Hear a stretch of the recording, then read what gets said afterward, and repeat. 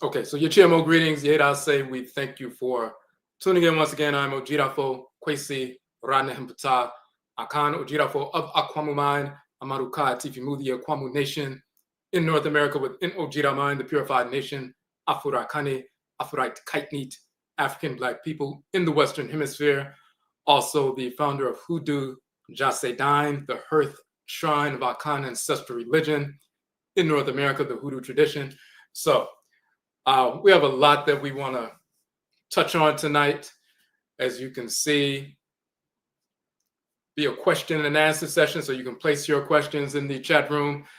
HOODOO question and answer, dealing with divination or any aspect of the HOODOO tradition in general. But we do want to talk about, first we're going to focus on what we call Adebisa, which is divination in the Akan tradition. And of course, Akan ancestral religion was preserved by Akan ancestresses and ancestors who were forced into North America during the Muswo Kessie, which was what we call the Great Perversity, the enslavement era.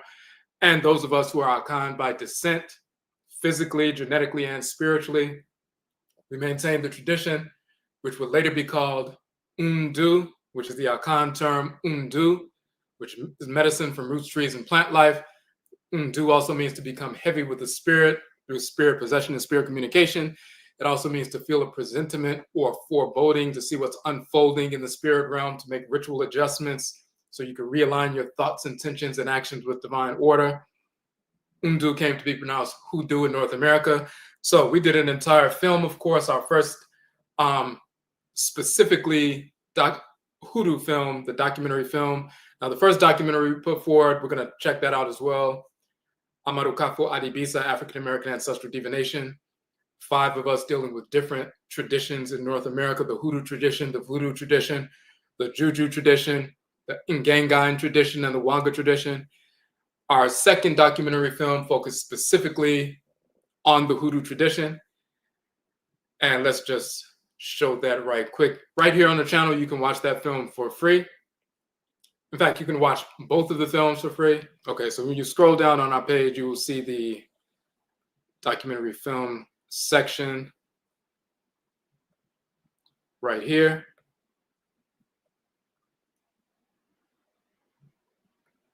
And the first film was Amarukafo Adebisa, African American Ancestral Divination. And then the film we released 2 years ago in October is HOODOO Akan Ancestral Religion in North America. We are working now to complete part 2 of that documentary film. And the first film, by the way, won an award for Best Documentary Film at the Kwanzaa Film Festival in New York after we released it.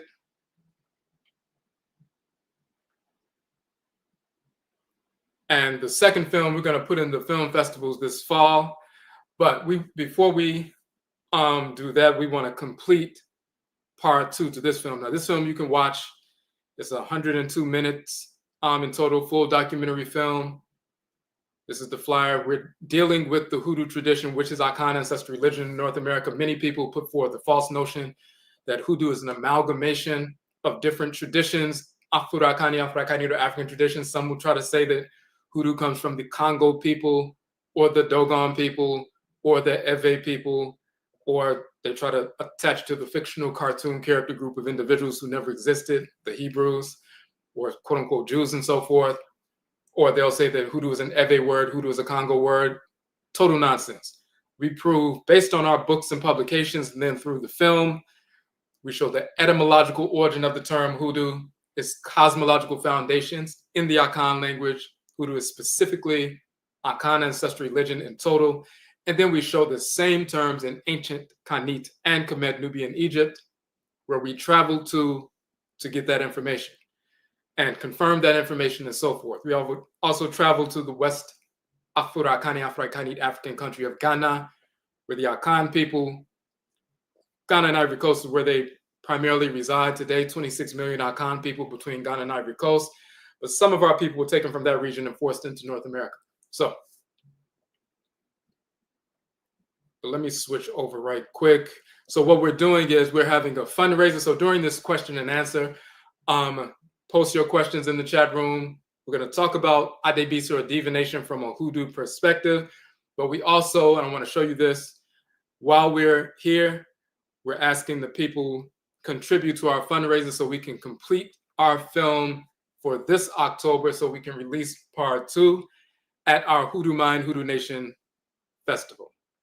We have a yearly festival on the hoodoo tradition. Okay, so this is our fundraiser. I'll put the link in the chat room right now. We've already started the filming process. So that is the page. As you can see, we have some people who have contributed. We just updated the page the other day. We want to continue and complete the film by this October. So we're going to finish the filming and the editing process end of August into September, then October, so we can release the film at the Hoodoo Mind, Hoodoo Nation Festival. Now, when you look on our page, we give an update. We talk about the film, what it's about, and so forth. You'll also see this right here. This is the flyer for our upcoming 11th annual Hoodoo Mind, Hoodoo Nation Festival. Hoodoo Mind means Hoodoo Nation. And so we have presenters on different aspects of the hoodoo tradition. We have vendors, selling their wares and so forth. A number of different things happening at the festivals, family friendly, open to Akan, Afro-Akaini people, African Black people exclusively. It's a free event. We also have, vendors selling wares as well as, vegan food and so forth. So it's a good time for everyone, but we want to pre-screen the new hoodoo film at that event. It's going to be October 18th this year. Or, well, actually for us, September 22nd is the first day of autumn, which we call Atem and Atemet, the male deity Atem and the female Atemet, divinity Atemet. In ancient Kemet is where they get the term autumn from. So that's the first day of Atem, Atemet, autumn, September 22nd, the first day of fall. The fall equinox, that is our New Year's Day. It's the end of the warm cycle, beginning of the cool cycle, and the seeding cycle. It's the harvest time, but also the seeding time. So that is our new year. We celebrate the new year on September 22nd, and there's a 7-day observance from September 16th through the 22nd. Some years it's September 17th through the 23rd, depending on what day the first day of fall is. But this coming equinox, September 22nd, is the first day of fall, autumn. So September 16th through the 22nd is our 7-day observance. And that would be the new year for us. So a few weeks later is going to be October 18th. And that will be within our new year. But that's, we want to pre-screen for the community before we, go around the country like we did before. We went from city to city, screening our first film and so forth. We're going to do the same thing with this film, but the first screening, we want to have that, number one, at the Hoodoo Mind Festival. We're going to have that Hoodoo Mind Festival in Washington, D.C., but we also will have a link to live stream for people who have registered, who have contributed to the film. If you contribute to the film, of course, it's going to be a free registration for you, and you'll be first to watch the pre-screening and the question and answer afterwards, the discussion and so forth with myself, the producer and filmmaker, as well as the people who are in the film and all of that. But we're going to have that October 18th, the pre-screening of the new film, but we need to complete the film. So we're asking people to contribute while we're doing this live. And this is the button. You'll see it in the chat room and so forth. Now, so let me pull that back out.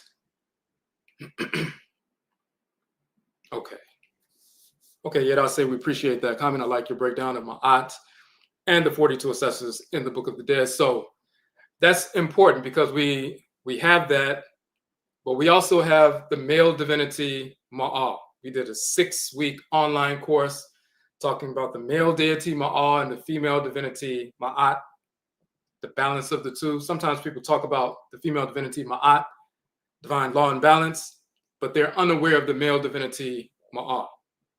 In fact, Let me show you that right quick.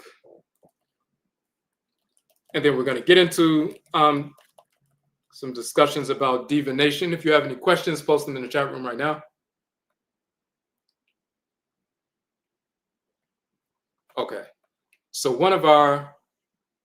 this is a collage of our 42 online courses. All of them are archived. We also have which we're going to talk about a little bit later, you can enroll now for our degree program, philosophy degree program, Bachelor of Arts in Philosophy, going through our 42 online courses. If you go to any major university and you look at the curriculum for a Bachelor of Arts in Philosophy, they'll say it takes between 40 or 42 courses to obtain that degree.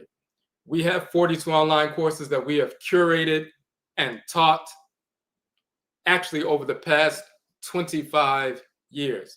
I've published 31 books. Actually, this year makes 32 books. And let's scroll up so you can see this book right here that we just released.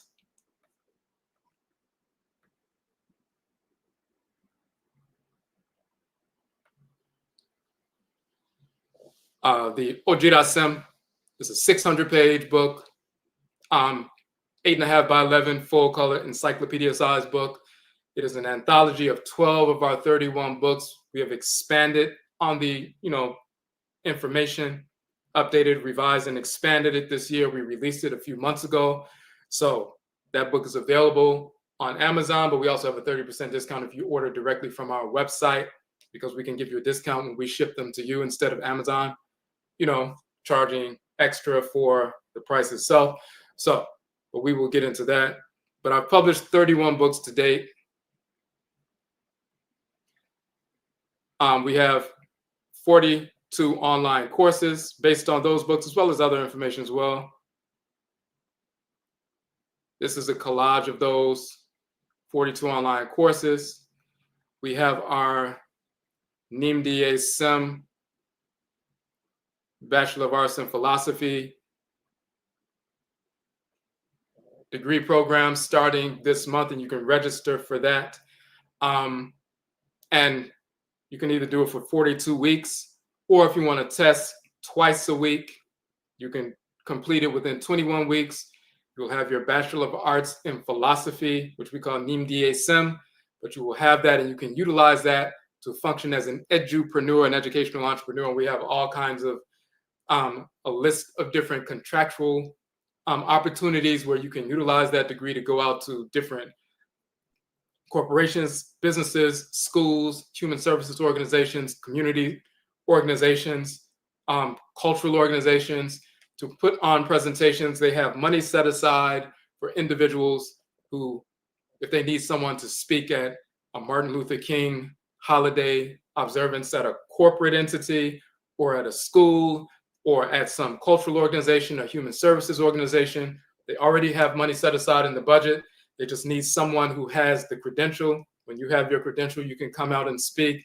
They usually pay $200 or $300 for you to give a half-an-hour presentation. You can go to human services organizations like women's shelters, family shelters, people dealing with addictions, various forms of addictions, and they have group therapy sessions. The therapist will have someone come out once a week, like on a Friday, to sit with the group and talk about true historical information, cultural information that is critical for self-esteem, self-worth, motivation, inspiration, being grounded, and so forth. And that assists people to move forward in life and fortify themselves and bring some, mental, emotional balance. Holistic health organizations. There are a number of different things that you can do with the degree as an education entrepreneur, which people are now using the term edupreneur. So, but we're going to get into that a little bit later. I just wanted to show you this. One of the courses that we have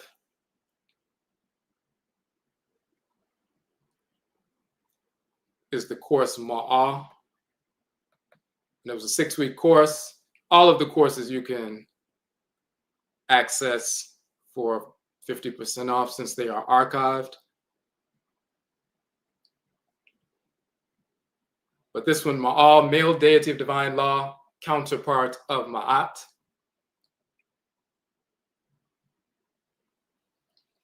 This is him in the form of the sacred monkey animal totem in the Akan tradition. This is the same divinity. He's offering the eye of Heru to Tahuti in this particular stela.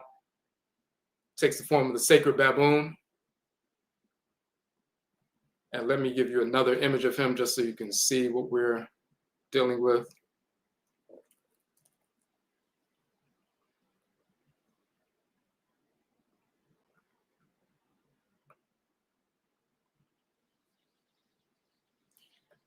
And this is important because some people, they teach and they've traveled to Kemet for decades and so forth, and take people on study tours and, give lectures and so forth, and are simply unaware of certain things.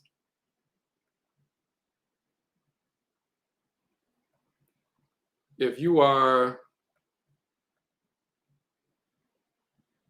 look at the 11th hour of the Duat in the Runu Pert Imheru, so-called Book of the Dead, as the sister mentioned, it's called the Runu Pert Imheru, the chapters of coming forth by day and so forth.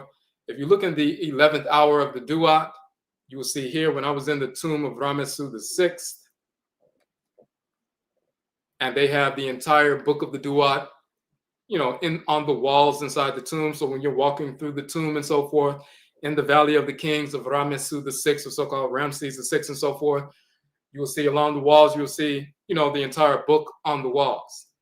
If you go to the 11th hour, you'll find the deity Ma'ah. So this is a picture I took with my cell phone when I was in the Valley of the Kings a few years back. So you can see his name is spelled here with the plinth. Well, the sickle here, and the plinth, which is Ma'ah, and then the scroll, which is a determinative symbol, the papyrus scroll. This in this context is perpendicular, but that spells Ma'ah. So that's the male divinity of divine law and balance.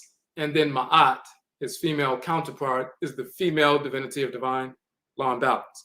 So we did a whole 6-week course on this male divinity Ma'al to show him in the Medut and Toro, the hieroglyphs and so forth, in the Meru text, the pyramid text, the oldest religious compositions in the world, coffin texts, and later Runu Pert Imheru is shown here, and in the late period text as well. So from ancient, the earliest dynasties, all the way to the late period, right before the Greeks took over, you will find Ma'al showing up across the board. So when people talk about ancient Kemet and they talk about Ma'at, but they don't know who Ma'ah is, and he's been there the entire time, then there's something missing. The same thing with Amen, the great god, and Amenet, the great mother. They'll talk about Amen, the male divinity, but don't even know Amenet exists. So we always bring the divine balance. The same with Ra, the creator, and Ra'et, the creatress. So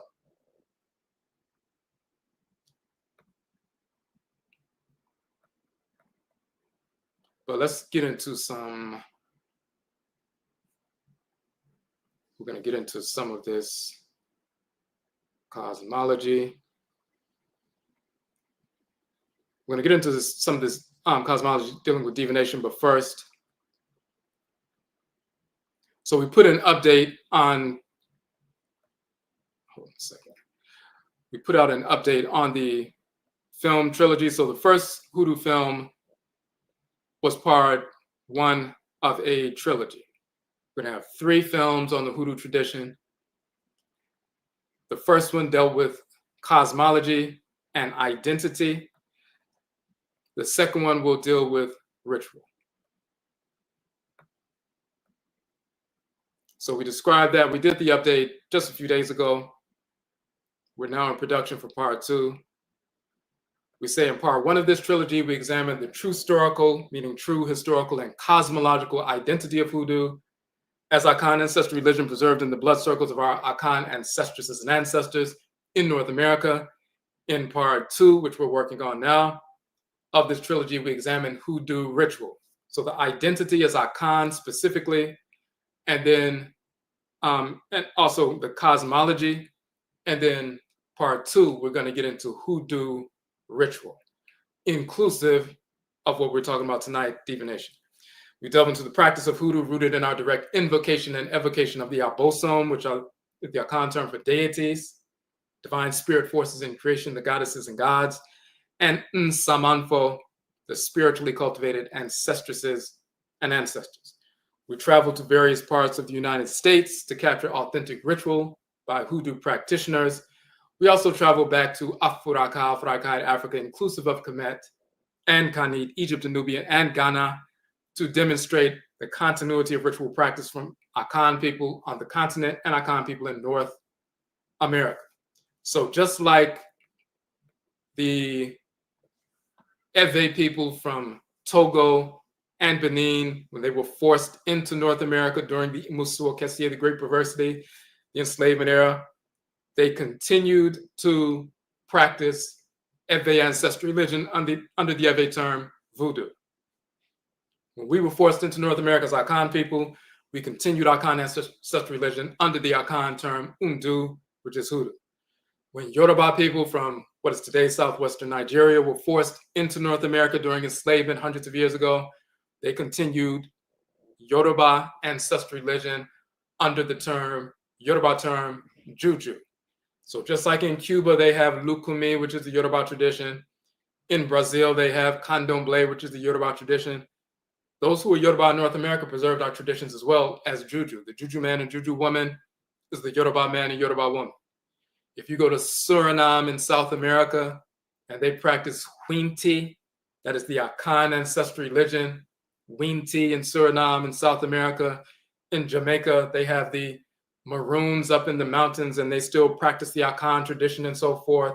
And you have the Komfo man and Komfo woman and so forth, and they call it Obia, which is from Obayi in the Akan language. Well, in the same fashion, Akan people in North America, we preserve the traditions as well. They want us to believe that we didn't preserve anything, that only Black people in North America lost knowledge of all culture, and we're totally dependent on traveling to the Caribbean or South America or Africa to get ancestral religion and bring it back, because we were the only Black people in the Western Hemisphere who didn't preserve our traditions. Totally inaccurate. All of us of our various ethnic groups preserved our traditions. So, and we proved that conclusively.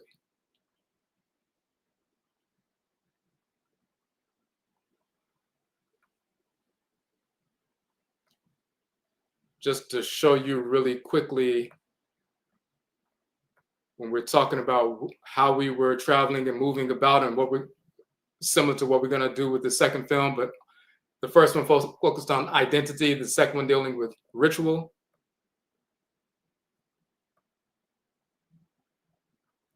This is the first film. First, we quote from our book, Rakit Hinasperet. That's one of our 31 books.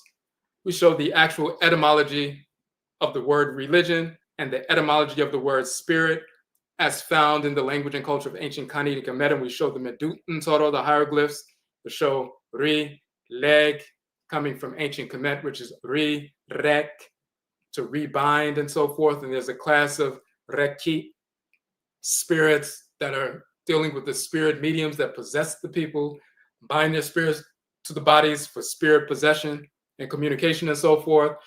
And we show that. We also show the term seperet, which became seperet, separate, or spirit and so forth.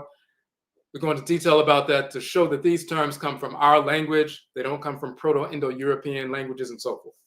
Now, we also show our book, Kuku Tuntun, the Ancestral Jurisdiction, showing that the various characters like Jesus, Allah, Moses, Muhammad, Abraham, Isaac, Ishmael, Solomon, Sheba, Menelik, Allah, Yahweh, Buddha, Brahman, all are fictional cartoon characters who never existed of any form or of any race whatsoever. So when you see here, Khensu and Merit, this is Khensu Neferhetep Heru, the son of Amen and Mut. You also have Khensu, a title of Heru, the son of Asar and Aset. You see Aset and Khensu Heru. That becomes, Aset's title is Merit, the beloved one. Merit becomes Mary in English, and Khensu becomes Jesus, or Yeshua. You see Muhammad, corrupt the waters of the Northern Nile being corrupted into Muhammad, fictional character. Then we show the earth divinity Ptah, the fashioner of creation, corrupted into Buddha. You see the deity of the moon, Yahu or Yahweh, being corrupted into Yahweh and so forth. There's also a female divinity of the moon, Yahweh. Of course, they don't talk about her because they're misogynistic. So they try to wipe the feminine out of the picture. So we traveled to Kemet.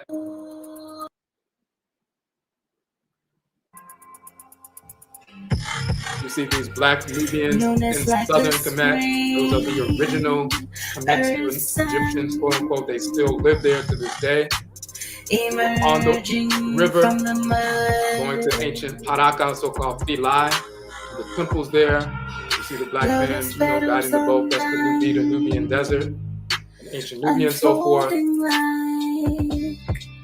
You'll see mirages there, just like you see in cartoons and so forth. This is the ancient temple of Ramestu, so-called Ramses II. And the next temple next to it, carved into the mountain and so forth, is his wife, Nefertari, Queen Nefertari and so forth. So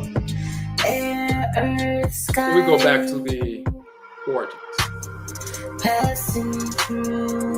And then we start getting into the tradition itself in comparison to the Asante dialectical ancient ancestresses and ancestors. We also traveled to Ghana. I'm showing here one of the sacred animal totems in Kwakwa Dabi. After we gave an offering, then the sacred animal totem of my match clan showed up. After the offering was given to that specific ancestral group who's governed by that animal totem and so forth. But we're showing that the same things that we engage with in the Hoodoo tradition in North America, some people are children of the Asona Abusia, the Asona clan, for example, and the sacred animal totem is the Kwakwa Dabi, the black crow or black raven. Okay, can you hear it better now? Okay, no, I was just saying that what we're doing now is we filmed some of the first portion of it. We filmed in 4K is what I was saying. So the first two films, of course, we filmed in 4K. We did some of the filming so far in 4K. We have one camera, but part of the fundraising aspect is we have to get a second camera for some of these dual shots, as well as some software. And for the editing process, we have to get a different computer for that to upgrade what we already have that we used for the previous film. So that's part of what we are raising the funds for now. So we're kind of having like a marathon kind of, fundraising effort. We are at 425 right now. So during the broadcast, we want to raise funds. So if you can contribute, please do so. And also share this live so people can still join while we're on. And so they can see what's going on. We have a few people in the chat room now, a few viewers right now. So, but yes, if we can get a third of the amount, we have to raise 15K, but if we can get a third of it in August, a third of it in September, early to mid-September, and then the final third by the end of September, beginning of October, then we can cover everything and we can have this film ready by October 18th for the community. So let's get into divination. Before we get into that, I think I had a couple of questions. Saw a couple of questions. So we're going to talk about ADBC, the Akan term for divination, but let me make sure I didn't miss any of your questions.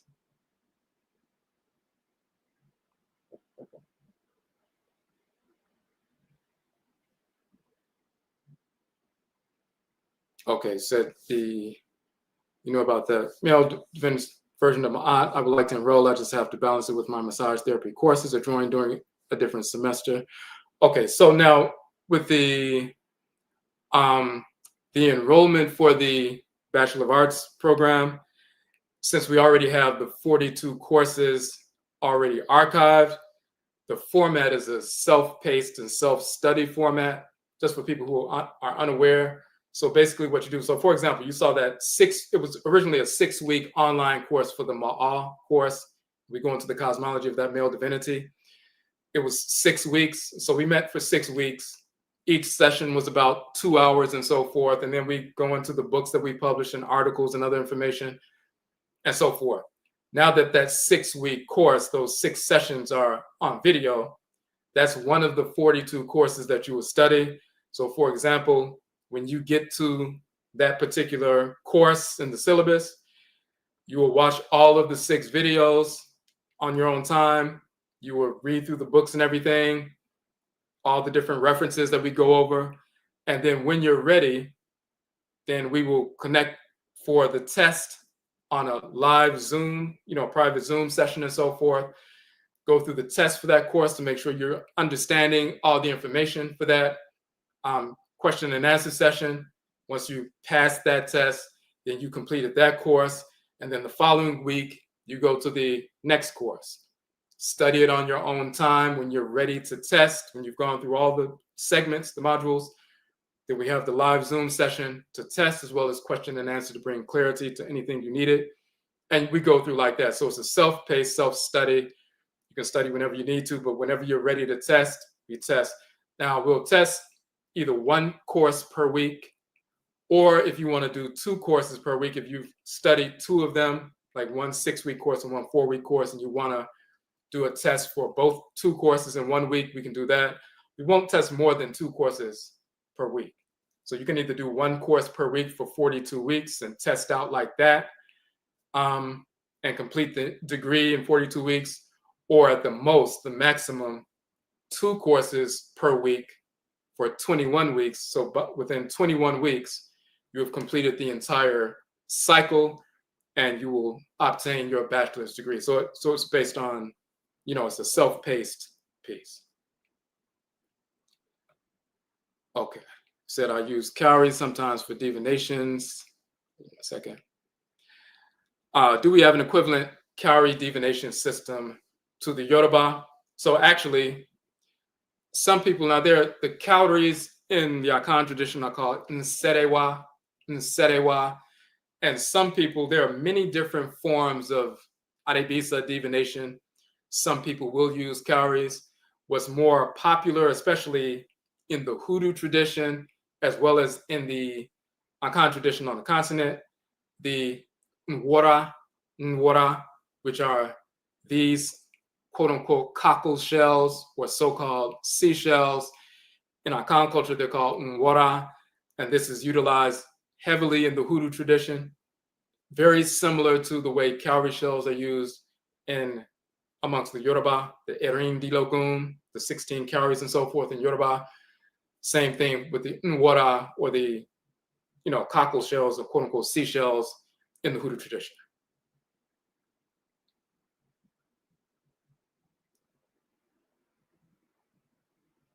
Okay.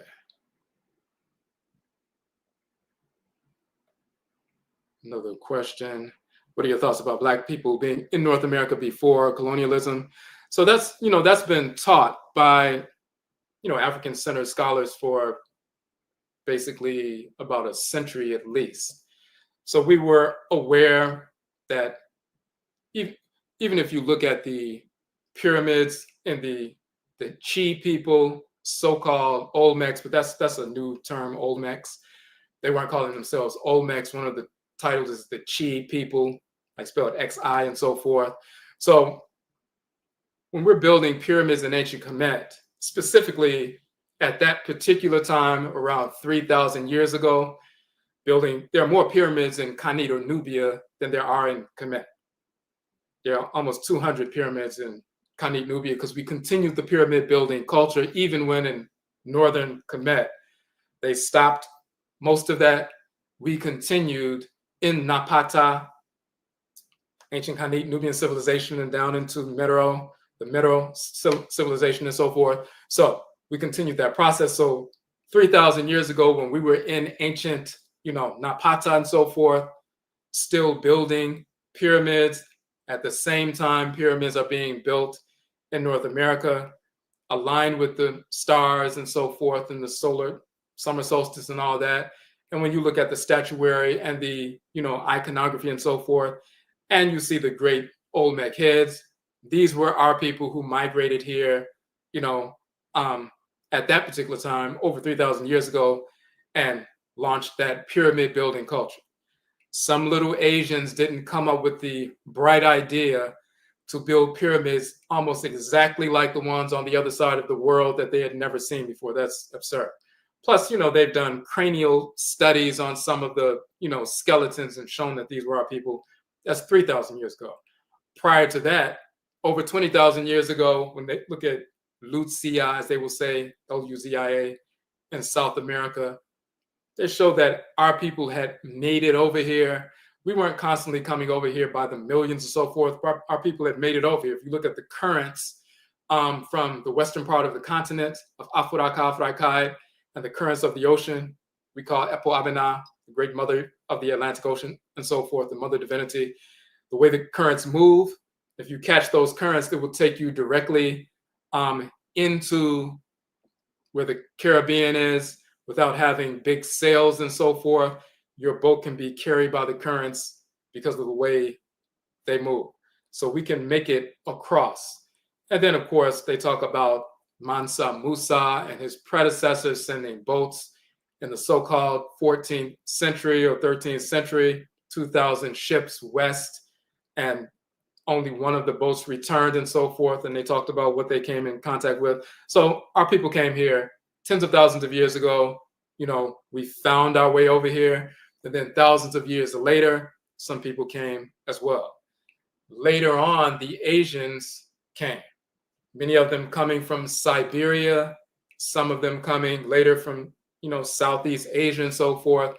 And they came around. If you look at the teepees and so forth, and the plains, the quote unquote plains Indians, and if you look at their DNA, those are the same kind of teepees you see in Siberia, in the quote unquote primitive cultures of Siberia. They have the same kind of teepees, the same kind of beadwork, the same kind of moccasin-like shoes and everything else. Those are the same people. So the people moving around call themselves Native Americans. They're simply Asians, and their genetic profile proves that. Our people came first. The Asians came later. And then the Europeans, the Western Eurasians, Asians are the Eastern Eurasians. Europeans are the Western Eurasians. And they came. But then you know what else they brought along with them? They brought their diseases. So just like there was the Black Death, the bubonic plague in Europe, that within 5 years in the so-called 1300s wiped out between 50 and 75% of the entire population of Europe in 5 years because of the Black Death. They brought their diseases to North America. There were pandemics. If you look at the pandemic history of pre-colonial America, you see the Europeans, the Eurasians brought these diseases from Europe and so forth. So by the time they come here, the small percentage of Black people who were here and the Asians, the larger percentage of Asians who were here, 94.5% of the people were wiped out by these diseases. Now, even before the Europeans brought their diseases with them, the Asians were coming, they brought their diseases as well. And some of those Asians who came up from South America brought the Hanta virus, H-A-N-T-A, Hanta virus with them, wiped out populations and livestock and everything else. So the small percentage of our people who were here, not only the diseases from the Asians, but the pandemics that were brought by the Eurasians wiped those out. And plus they, we were at war with them. And they were constantly coming compared to us, who some of us had come over here, found our way over here.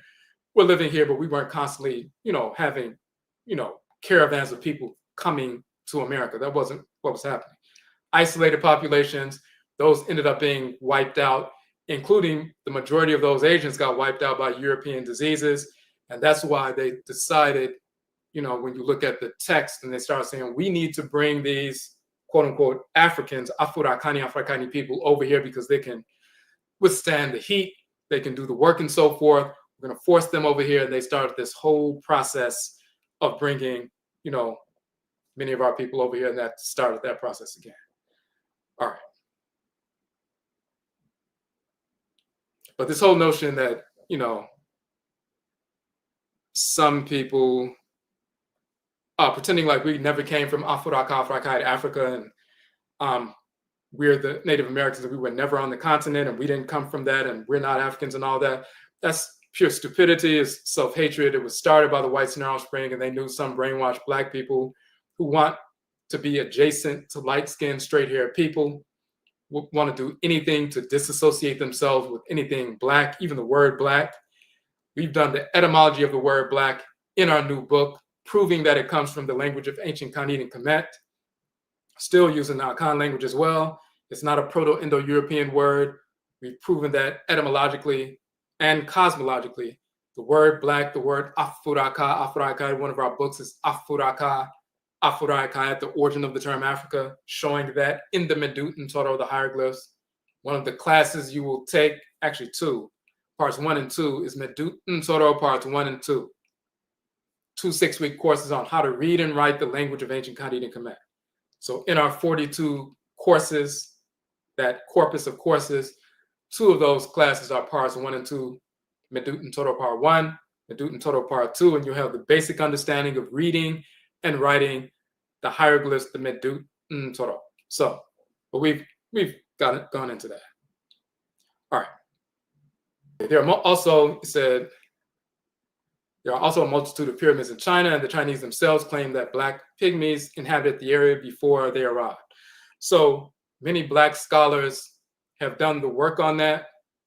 One of the most prominent Chinese archaeologists, Quang Chi-Cheng, The Archaeology of Ancient China, a number of years ago, came forward and admitted, now this is a prominent archaeologist, that the quote-unquote Negroid population was there first, and they established all the elements of civilization before the group called the Han, H-A-N, Han Chinese came, and then after the Han Chinese came, the Chao Chinese came. If you look at the work of African presence of early Asia by Runoko Rashidi and so forth, they talk about how, you know, the Shang dynasty was the founding civilizing dynasty of ancient China, and that was a quote-unquote Negroid dynasty. They have terms in the language to show that these were the black-headed men and so forth. And, you know, you see some of the sculptures and statuary, our people were there. Of course, we were in Southern Europe and Asia and everywhere else before, you know, Asian people existed. When Asians came into being after the last ice age and so forth, the Eurasian, Europeans and Asians, you know, they moved back south into Southern Europe and Southern China, and we had already migrated and set up there. So they came in contact with us and waged war and so forth, and we know the rest after that. But we left Africa, went into Southern Europe and the Near East, in Asia, so-called India, China, Southeast Asia, and so forth, and eventually into North, Central, and South America thousands of years ago, before Asians and Europeans existed on Earth. And then they came later, and they did the same thing that they did, for example, in Australia or even what is called Tasmania.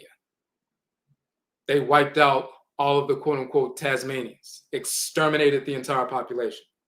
So that they're only like a memory now because they exterminated the population.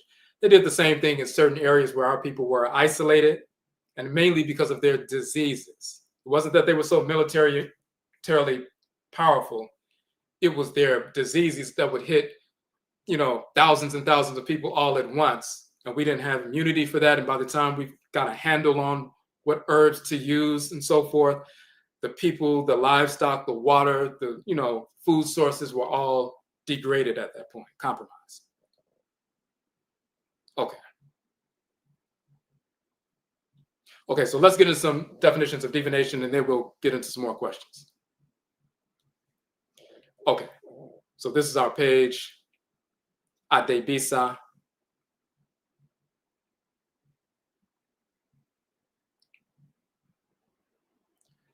So you'll see, and we just dedicated a page to this on the website to give a proper definition, including in the Akan tradition, but also divination in general. So divination, or doing readings, spiritual consultation, whether you're using shells or palm nuts, or water divination, fire divination, using minerals like crystals, whatever you're using, spirit possessions, a form of divination, various forms of divination. Divination, or a spiritual consultation, is an integral component of all expressions of Nanasom, a term we use for Afurakane, Afurakaitnit, African ancestral religion. Wherever we exist or are found in the world, it includes Afurakanu, Afurakaitnut Africans in North, Central, and South America, and the Caribbean today, who are descendants of those who were taken from the continent and so forth. So whether we're doing divination on the continent or those of us who were forced over here, we continue these practices. Now, in Akan culture, the term is instructive. Bisa is a verb meaning to inquire, to consult. Abisa is the noun meaning inquiry. The phrase ka bisa, meaning to ka or go. Bisa, to ask, to inquire, to consult. So if someone says, mere ko bisa, that means I am going, mere ka, to go, bisa, to ask. That's a euphemism for saying, I'm about to go consult with the Nsamanfo, the ancestral spirits. I'm about to go consult with the Abosom, the forces in nature, the deities, the goddesses and gods. So the term ade or adie means thing, object, or entity. And so the term ade bisa therefore means things asked, inquired, or consulted about. So we use that term in Akan for spiritual consultation, divination, and so forth. Now, here's the important definition just in general. For no matter what group we are from, what clans we come from as Black people, through Adebisa, meaning divination, spiritual consultation, one learns from the Abosom and Nananom and Samanfo, meaning the deities and ancestral spirits, spiritually cultivated. When we say deities, the spirit forces that animate the sun, the moon, the oceans, the rivers, the black substance of space, the planets, the suns, all of creation. Through divination, one learns from the Abosom, the forces in nature, and the Nananom and Samanfo, the spiritually cultivated class of ancestresses and ancestors, the nature of past, present, and potential future circumstances and events in relation to our thoughts, intentions, and actions as measured against the standard of Nyame wa Nyame and Sheshe, or Aminet Amen Sesher, which means the Great Mother and Great Father, Supreme Beings, order, or divine order.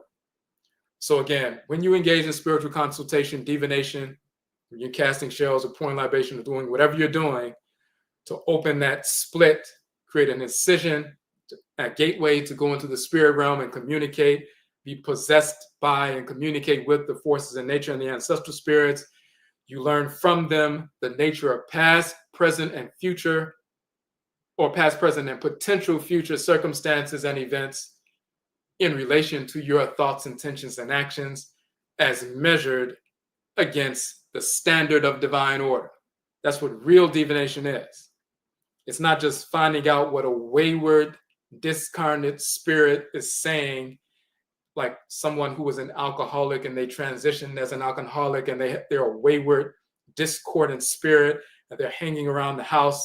They're like, if you sacrifice an animal and give me an offering, I'll go and find out what someone is saying over here in the house about another man, and I'll come back and tell you what they said, and you have a spiritual message that this person is cheating on somebody and now you need to get at them. That's not divining. That's communicating with a disembodied spirit, but that's not divination. When we're talking about divination, we're talking about divine order. We're seeking inquiry to the forces in nature, the divine embodiments of divine order, to learn the nature of past, present, and potential future circumstances in relation to our thoughts, intentions, and actions as measured by the standard, against the standard of divine order. Now,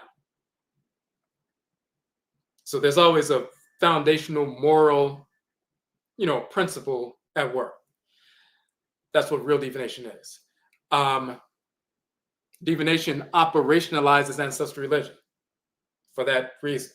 Ancestral religion is the ritual incorporation of divine law and the ritual restoration of divine balance. That means the ritual practice, whether you're engaging in pouring libation, ritual song, ritual dance, ritual chant, ritual movement and so forth, whatever you're engaged in ritually, the ritual incorporation of divine law, what is harmonious with law, you engage the ritual process to incorporate that in your life. So that's the ritual incorporation of divine law. And then the ritual restoration of divine balance. So you align your thoughts, intentions, and actions. You engage in activities that incorporate divine law. And then you engage the ritual process to reject things, objects, deeds, and entities that would otherwise disincline you from divine law. You reject those things, purge those things, repel those things, so you can realign yourself with divine order. So the ritual incorporation of divine law, the ritual restoration of divine balance, they're the expansive and contractive poles of ancestral religion. So, but divination Adebisa is not only about seeking answers to overcome obstacles or exigencies. Like you're in a situation, you got to find out what the problem is. It is about that problem solving. What are the shaping factors of what took place? What forces in nature are governing this situation? Who do you need to appeal to heal someone of a disease? If it's a divinity that governs the immune system, you invoke that divinity to stimulate that energy within the immune system, or a certain herb and so forth that has that fiery energy that will stimulate the immune system. You learn that. So it is about problem solving, but we also use Adebisa divination to learn. So we say just as one can sit down and open up a book or log into the internet to learn facts about various subjects to study, so do we use Adebisa to learn about, research, and study any subject imaginable. The Abosom and Nananoman Samafo in concert with your own Krawa, the divinity in your head region, your divine consciousness, will inform, direct, and position you to come into contact with individuals and information concerning the subject you queried about for confirmation and further study. So if you need to know what is the nature of this plant, how can this be useful to us? What's the nature of this mineral that I've never come in contact with before? How can this be useful to us? What's the nature of this animal? What's the nature of this specific circumstance? What's the best way to go about, building a, institution? What's the best way of going about building an organization that's a harmonious organization that won't create disorder in the community? Just anything that you're seeking to learn, we use Adebisa to, critically examine. So we say oracular divination systems of Afuraka Africa are the original books that we opened and continue to open in order to avail ourselves of knowledge of all things in the physical world and spirit realm. This is why when you have ancient temples in Kemet and they're aligned with the stars and so forth, and they have certain plant life and they're arranged in a way that carries the energy of the area that's harmonious. And we learned about botany, we learned about, agriculture, we learned about metallurgy, we learned about a number of different things. We're engaging the divinatory process to learn, to examine, to study creation, nature, and then how to replicate these sacred patterns in nature that's regulating all of creation in a very harmonious way. How can we take from that and create our own society and all the elements in society that we need to regulate our lives in a harmonious way as well? Now, so that's the proper definition of divination. We said the Supreme Being's order. This is Amen, sometimes called Amen Ra, the great God. This is Amenet, sometimes Amenet Ra, the great mother, the great goddess. And together they're the Supreme Being. It's never been just a time when there was just the God. There's never been a time when there was just the goddess, the great mother. Always been a balance of male and female. Amenet and Amen in ancient Kemet, Inyamewa, Inyame and Akan, Olokun, the great mother divinity in Olorun, the great father in Yoruba and so forth, Kolotiolo and Katielio in the Sendufo tradition. Everybody has a name for that. Chukwu in Igbo and Komosu in Igbo, the great father and great mother, all of that. Now, so we talk about that, and then we talk about the cockle shell divination, how we cast the shells in the water, and so forth. And it's a major form of divination in the hoodoo tradition in North America, especially within our group. Let me show you something else right quick. Now,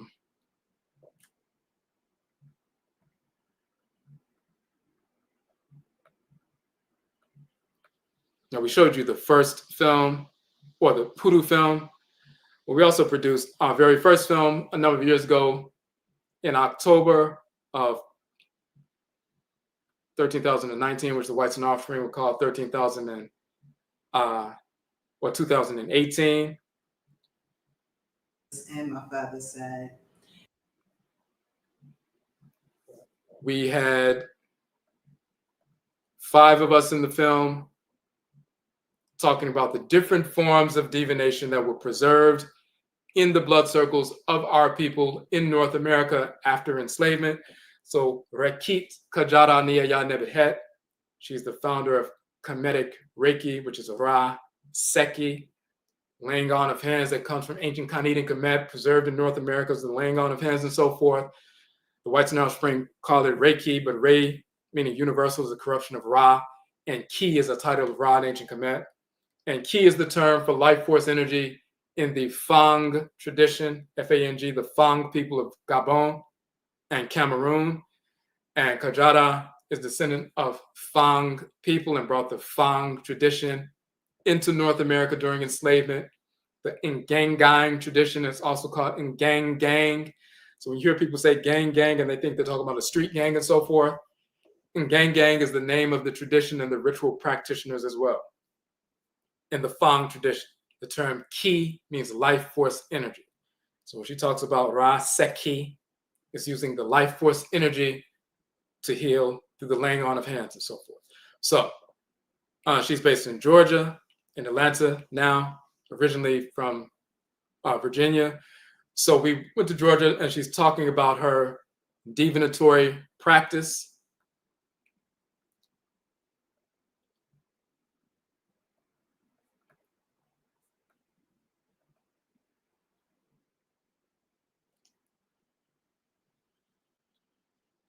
And that is some of the ritual that we're showing right there.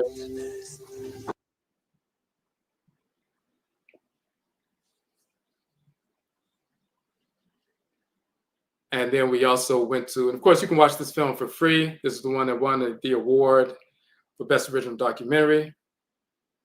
This is one of the Fang statues of Fang ancestress.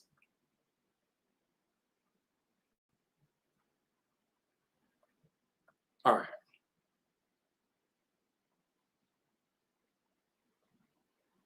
Then we went to see Voodoo Queen Galinda Laveau in New Orleans. She's talking about her form of divination, specifically in this context, that water divination and so forth. One of the forms of divination she practices and so forth as a voodoo queen in North America.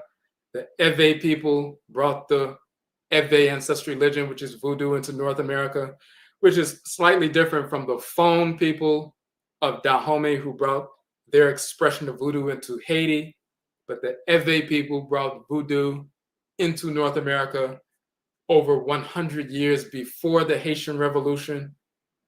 We were already in North America, and those who are Ewe already had voodoo in North America before 100 years before the Haitian Revolution. So the Haitians did not bring voodoo into North America after the revolution and migrating to Louisiana.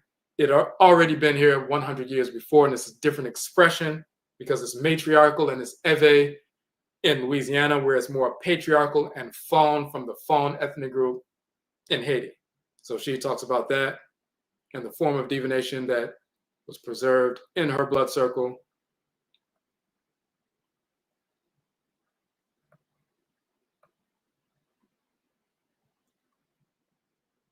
Okay. And then we went to Florida for Wabet Seshat Tut Ankh Wajet. She's the founder of Wajet Yoga, wrote the book Wajet Yoga, showing that yoga, and we wrote a book as well talking about the origin of the term yoga, the origin of the term chakra coming from ancient Kemet. But we were already practicing that. Yoka and Yunka or Yunk in Proto-Indo-European comes from Yonk in ancient Kemet, a form of the term Ankh and so forth. We've proven that linguistically and cosmologically. So we went to Florida. She's talking about a form of divination preserved in the Wanga tradition. Wanga is part of the Gullah constellation, people in the Gullah Islands and so forth, on the Gullah Geechee corridor in the southeastern United States and so forth. And the Wanga tradition comes from the Ovambo people who are part of that Gullah constellation. And they say, I'm throwing the Wanga, like in North Carolina, South Carolina, the Wanga man, Wanga woman throwing the Wanga and so forth. That's what her ancestresses and ancestors brought. And she talks about a form of palm leaf divination that was preserved by her people. And then when we look back to the Ovambo people in Namibia and Angola, they have the exact same palm leaf divination that her people preserved here in North America.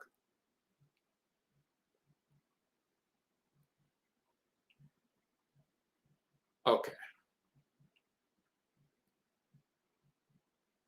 And that's one of those, procuring that palm leaf for the divinatory process. And then we went to Cincinnati with Mama Mawusi Ashakir, who practices the Juju tradition, which is the Yoruba tradition preserved in North America. And she's talking about a form of divination preserved. She's also a herbalist as well and so forth. Homeschooler, African-centered. So she's talking about the form of divination preserved there by the Juju people, meaning the Yoruba people in North America. Now, and in the final segment, so that's in Cincinnati.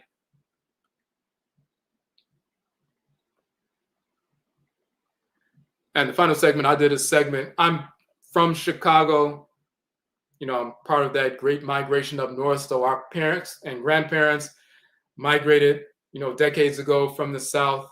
There were about nearly 6 million Black people who left the South and went up north to Chicago and Detroit and Milwaukee and all these different places.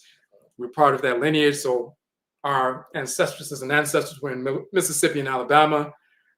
We're part of the first and second generations who were in Chicago and so forth. But I'll talk about the form of divination preserved in the hoodoo tradition.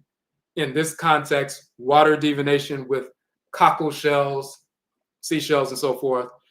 I'm talking about that. And I'm also talking about how it was given by the Nana Epo Abena, the great mother of the ocean, and Nana Ajua, how they gave the shells to me through the work of a sister who's a spirit medium and so forth. So we're talking about how that we procured the implements for that divinatory practice. It got the shells from the ocean through a spirit medium and so forth, and all of that. So we go into detail about how that happened in that section. This is when we were at the, hold on a second.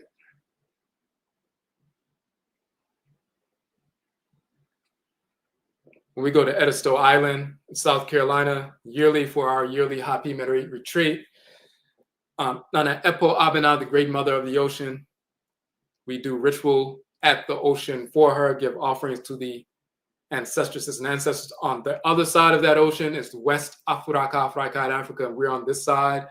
And of course, as the ships were bringing our people, some of our people jumped overboard and their bones are at the bottom of the ocean.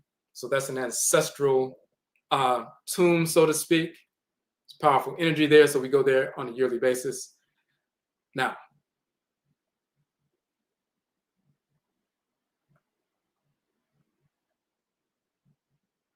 so there's a question in the chat room. Let me see.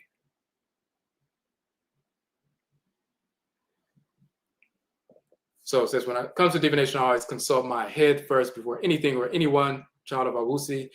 Is this normal for me to do this? My head has great insight and it feels like divination to me. So yes, so communicating with the divinity that governs the head, that is critical. And when we look in our book, the Okra Complex, we talk about the shrine for the head. In fact, let me go back real quick. We just passed that. Mama Mawusi was talking about that.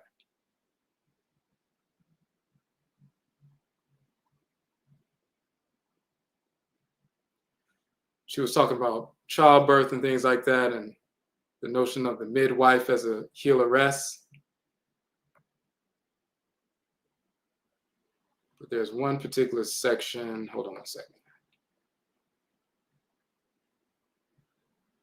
When she's talking about the Ori, which is the spiritual head in the Yoruba tradition, same as the Okra in the Akan tradition. Okay.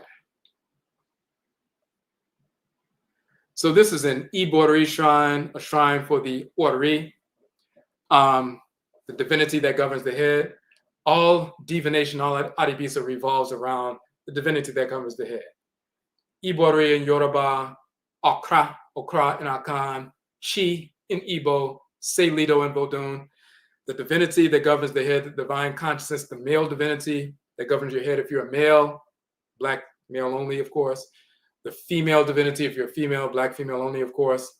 The divinity that was assigned to dwell in your head region and guide you throughout life, that has your divine function that you are to execute in creation, your destiny, quote unquote. All divination revolves around that.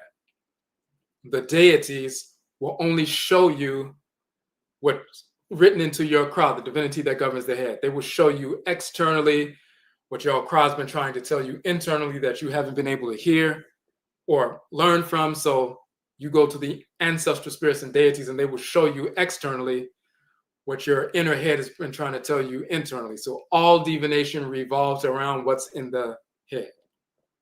Now, and that's one of the major reasons for divination, because, so this is one of these head shrines, face jugs, so to speak, that you find all throughout the southern United States. And they would say, oh, they were just making artwork, they were making face jugs. No, these were Ori shrines, or what we would call an Okra shrine, or Krawa shrine, or the Igbo will call a shrine for the Chi, or the people in, Ewe people will say it's a shrine for the Se, or Selido. It's a shrine for the spiritual head. So, just like you have a brain that has the blueprint of everything that takes place within the body, all the millions of cells and so forth, has a blueprint for everything. You have a spirit body, and there's a radiant force in the head region of your spirit body. That is your spirit's brain. That's your Okra, your soul, divine consciousness. As we call it in Akan, in ancient Kemet, it's called the Ka, the soul, or Ka'et, feminine soul. In Yoruba, it's the Ori Inu, the inner Ori. But that's the divinity that has the blueprint of what your divine function is, and the certain configuration of spiritual energy that you brought into the world. If you have a fiery, energetic disposition, you brought the energy of a fiery divinity into the world, and you're different from somebody who's a cool, watery spirit and so forth, a river divinity that governs them. Whatever's written into your spirit's brain and how you are to function in the world and how you're to carry, if you're a child of a fire spirit, that fire energy into your community. Somebody needs to bring the water energy into the community. Some people need to bring the atmospheric elements. Some people need to bring the earth energy into the community, and various gradients in between. Written into your Kra, the divinity that governs the head, is the blueprint of how you are to function. It's your divine consciousness. If you can't align with that because some way there's some blur or lack of alignment and you don't know what decision to make, you go divine, whether you're going to a divinity or an ancestral spirit, and they will show you externally through these patterns or through communication, whatever they're doing, what your Kra, the divinity, which is their colleague, because that's a deity in your head region, what their colleague has been trying to tell you internally, they will show you externally. So all divination revolves around the Kra ultimately. We're not talking about people divining with discarnate wayward spirits who just, hey, can you, this woman is pregnant, I don't like her anymore. Can you as a spirit go over there and create tension in her body and make her feel stressed and fearful and scared by causing, some pain or some, tightness in her breathing and so forth. And she gets so nervous and full of anxiety and she becomes depressed. The next thing you know, she has a miscarriage and so forth. Can you go do that and I'll sacrifice a chicken for you? And once the energy is released from that killing, that little burst of energy, the spirit grabs it and feeds on it just like a crackhead gets a burst of energy. When they smoke some crack, it lasts between 5 and 20 minutes. It charges them up.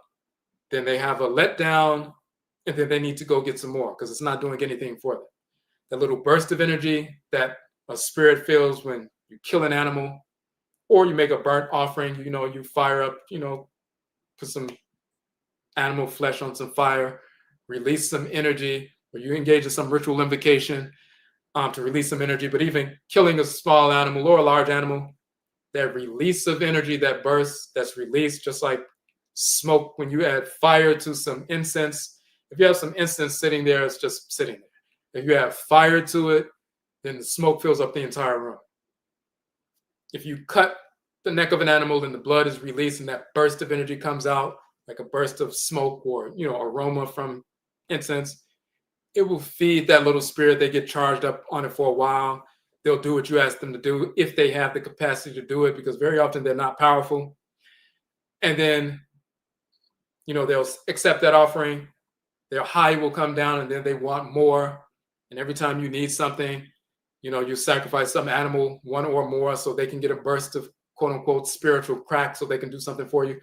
That's not real divination. You're just communicating with a wayward former alcoholic spirit or drug addict spirit, or spiritually discordant entity who was discordant in life, and when they transitioned, they were still there. When we talk about divination, we're talking about aligning with divine order. So, all right.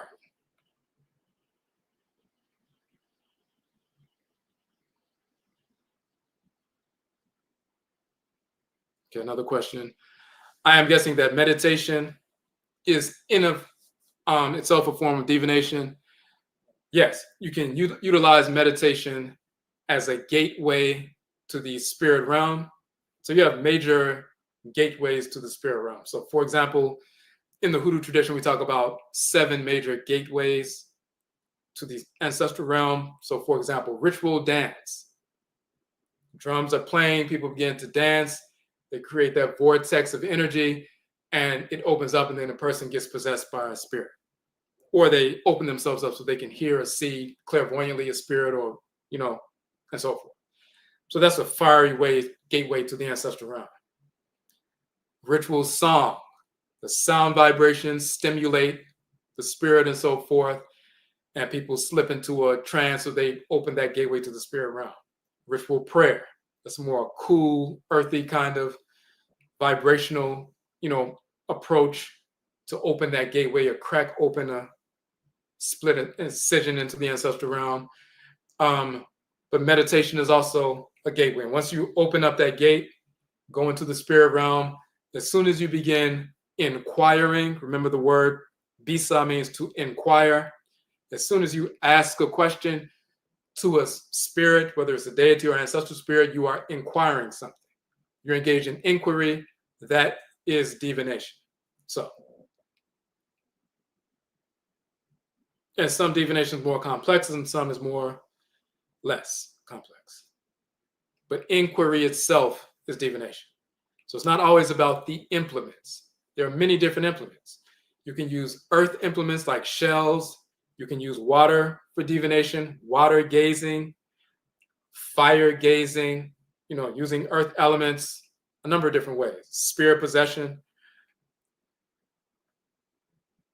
Okay, can a dream where a deity visits and teaches someone be considered a form of divination? Yes, that's, again, the term for dream in Akan is adai, but that also means ritual as well, a ritual space and so forth.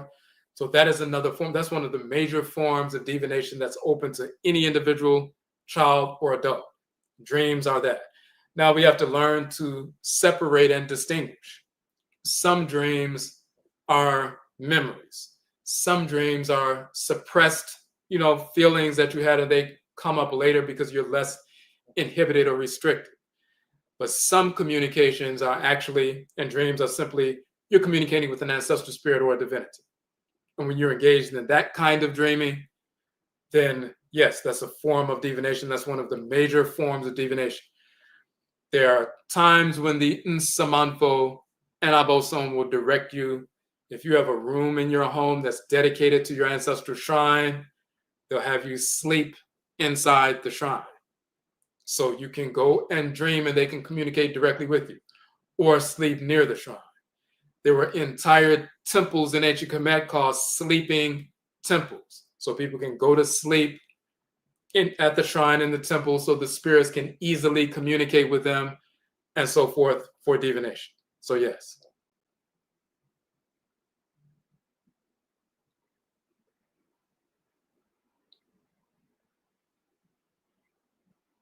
Okay. Now,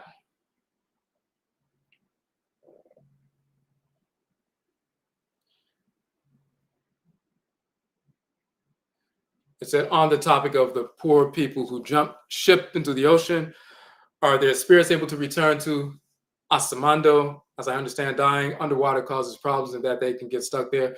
So the only way people get stuck to a certain degree, imagine, in fact, there's a proverb in Akan culture that says if you want to know what the after death state is like, consider the dream state.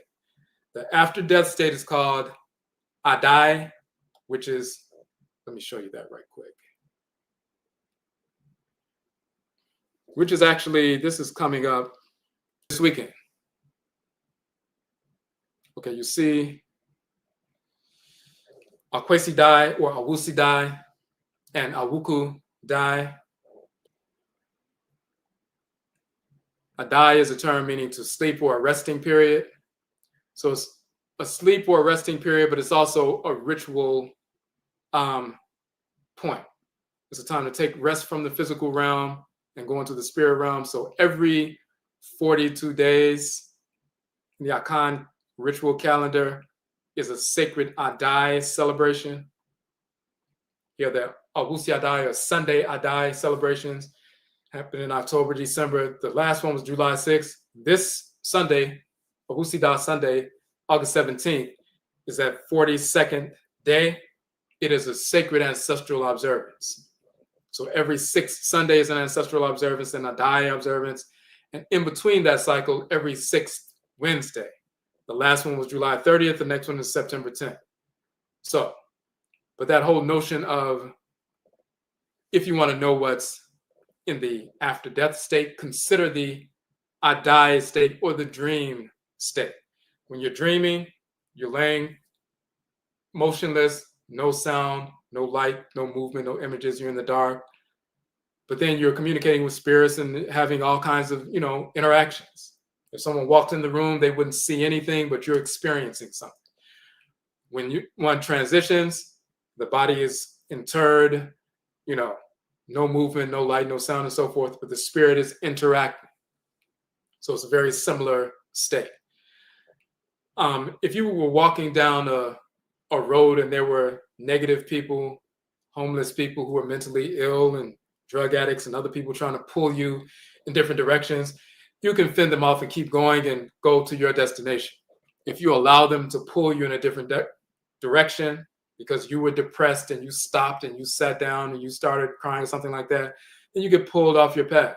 Same thing happens when people are, when they transition. If they were grounded, if they have people on earth who are working with them spiritually, dealing with ritual invocations, this is why we have IEA or funeral observances to assist that spirit to propel them to the region of the ancestral realm or the other Nsamanfoar so they can operate in a harmonious community. But if that doesn't happen, some people can get stuck, just like someone getting pulled off the path when they're trying to go to a destination, and they need some assistance to break free from those people who are trying to hold them back so they can move forward. Just like if somebody tries to pull on your clothing, or you're trying to walk down the street and you knock them away or something, but if they're really strong, you may need some assistance to knock them back. Or if you were just depressed and you stopped moving and sat down and didn't want to move forward and you felt anxious and so forth, you may need some assistance spiritually to break out of that depression, anxiety, so you can see clearly, think clearly, and be about your purpose and get up and move forward.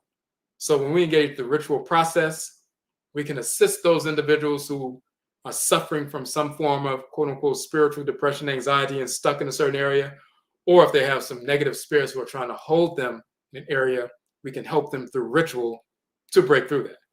That's part of the reason we go every year to the ocean on Edisto Island to engage that ritual, ancestral ritual offering at the ocean.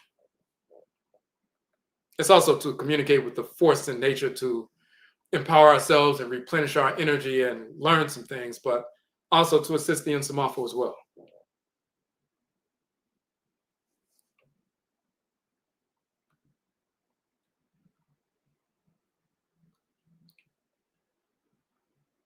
Okay, another question. Killing an animal is against the law in the Book of the Dead. It says something like, I have not slaughtered a beast. So there are different indications. So in ancient Kemet, they did slaughter animals because at some point they started the process of consuming meat. Let me show something real quick just to bolster what we're talking about. Okay, so it's in the Journal of Archaeological Science, reported in Live Science and so forth. But they were talking about they studied the isotopes of different mummies from a large period from 3500 BC, near the First Dynasty, all the way to the late period and afterwards. And it showed that they were primarily vegetarian.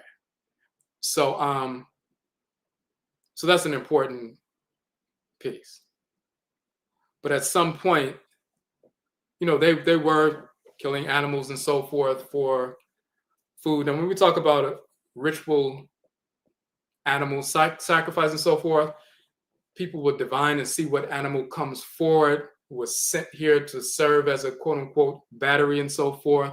And their spirit is sent and ritual prayers are given so that the animal spirit is sent, and then the body of the animal is utilized. But typically what would end up happening, they would raise lambs, sheep, goats, and so forth.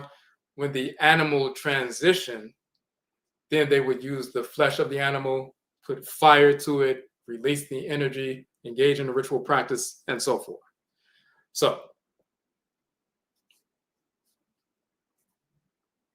but largely vegetarian. They had different ways, but typically the way the animal was utilized, they would really just kill an animal, then use it as a sacrifice like that. They would have animals, they would raise them. You would see them putting earrings in the crocodile's ears and so forth. They have crocodile temples and lion temples and so forth. Raise them, the animals, you couldn't even, killing one of them would be a, sacrilege because it's a shrine of a divinity and so forth. But when they transition, just like with incense, again, you have the incense sitting there, it's just sitting there. When you put fire to it, the energy is released. You put fire to the flesh of the animal, the energy is released and is utilized.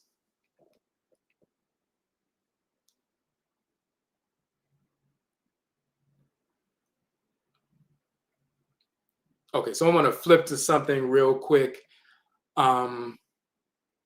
Specifically on our Hoodoo page. First, we want to go back to so for those who came in a little bit late, we're talking about divination, but also talking about the reason we're on our live. We are working on our second Hoodoo documentary film. We're raising money live as we're going right now. We're at 425 right now. If you can contribute now, please do so at the link in the chat room. It should be pinned up there. Let me see if it's pinned up there. If not, let me put that.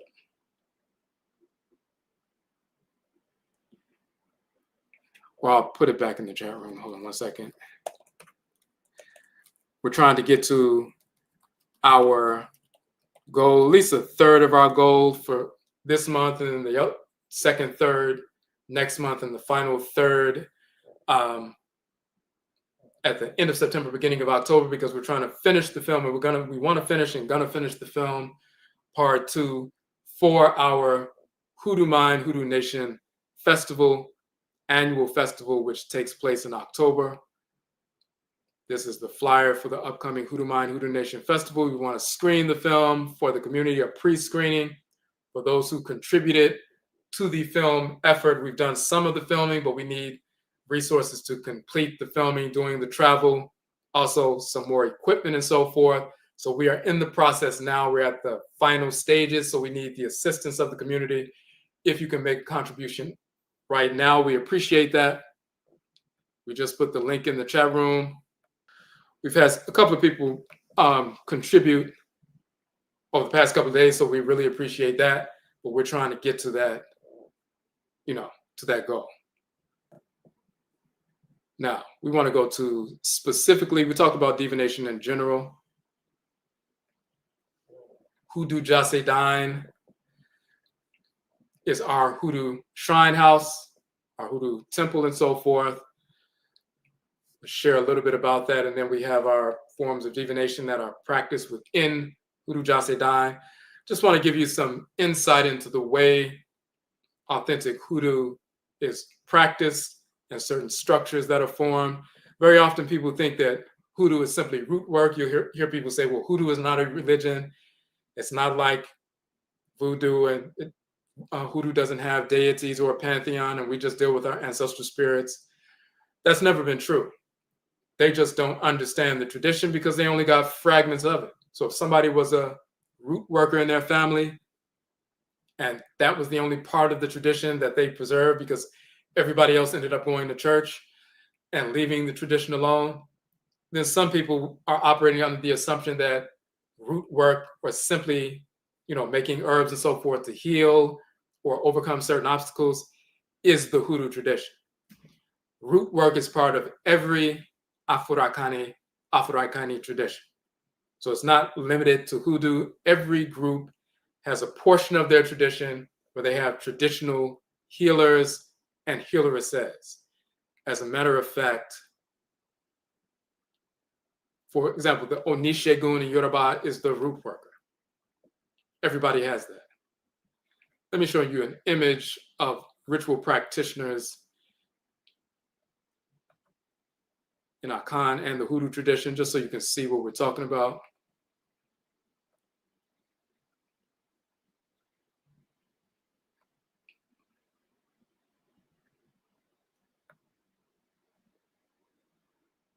We made this chart, it's in the film as well, showing the different classes of ritual practitioner in the Akan language, which passed over into North America. Odu, singular, Undu, plural.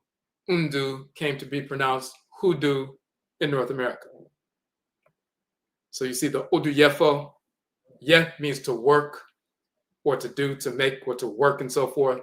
So the Odwirafo, the Undu Yefo is one of the group of people, fo, who engage the work of Undu or medicine. So the Undu Yefo is the Undu Ye, the root worker.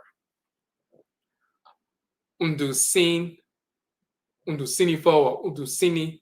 And Sin means the trunk or the stalk or the roots of a plant and so forth, which is used by this individual. So the Undu Sin, Undu Sini, or Undu Sinifo is the herbalist who uses the roots, plants, herbs to make the medicines. That is the Undu Sin, the root Nsin, Undu, medicine person, that's the root doctor. So Undu Yefo came to be pronounced Hoodoo Yefo, the root worker. Hoodoo Sinfo is the root doctor. Odu Yefo deals with the ritual invocations as well and possession.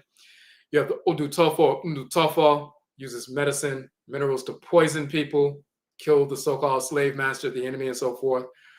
Undu Mafo, the one who gives ma, the medicine. And the Undu, so Udu Mafo, plural, Undu Mani, singular. We mentioned that in the film as well. So you see these Undu Yefo, Undu Sinfo, Undu Tofo, Undu Mafo. In North America, that's the Hoodoo Yefo, Hoodoo Sinfo, Hoodoo Tofo, Hoodoo Mafo. And singular Hoodoo Mafo is Hoodoo Mani. And that became Hoodoo Man or Hoodoo Man and so forth, and Hoodoo Woman. And you'll see that on various posts, you'll see that I use the title Odumafo, or traditional Odumafo. When I perform divination, it's in the context of an Odumafo in the Hoodoo tradition. So you see in the lower left-hand corner, you see some earth and you see a stick there and so forth. We're talking about the home and the hearth and so forth.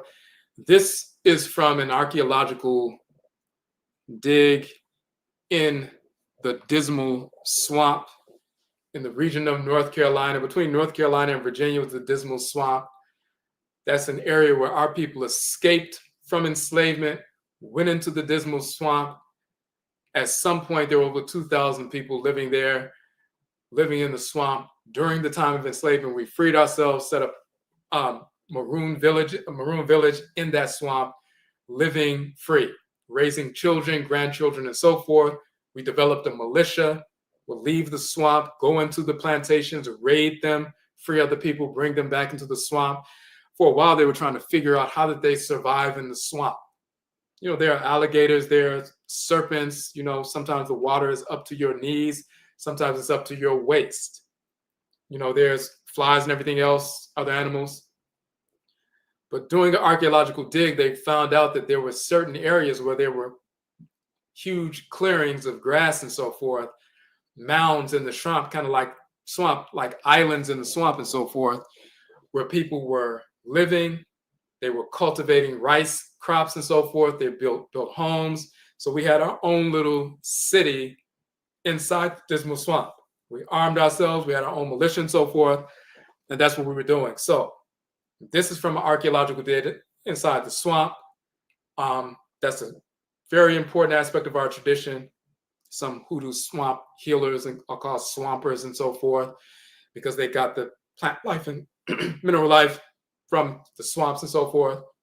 But those were our sanctuaries when we built independent sovereign nation states, basically within these swamps. Now, that's from that archaeological dig. This is the hearth and so forth. And the Nehemu hieroglyph actually represents that. When we escape from a plantation, get to the free territory, the island surrounded by the water in the swamp and the trees and everything else. And that was great cover for us because we were engaged in guerrilla warfare. When they would send their militias, the White Snarl Spring, into the swamps, we would easily pick them off, kill them. At some point, they stopped trying to drag us back into enslavement because they were not able to. So they engaged in treaties with us to keep us from invading their plantations. So some people lived over 100 years in the Dismal Swamps, raising children, grandchildren, and so forth in the so-called 1700s and 1800s, while miles away, people were still enslaved, but we had freed ourselves. So when someone would escape and get back to the swamp, get back to the clear land in the swamp, we go to that sacred hearth, which was a shrine. That's the original shrine, the hearth. Have the fire going. We purify the person of all that negativity that they experienced on the plantation so they could reintegrate with the free people in that area and, you know, begin to operate in a harmonious way.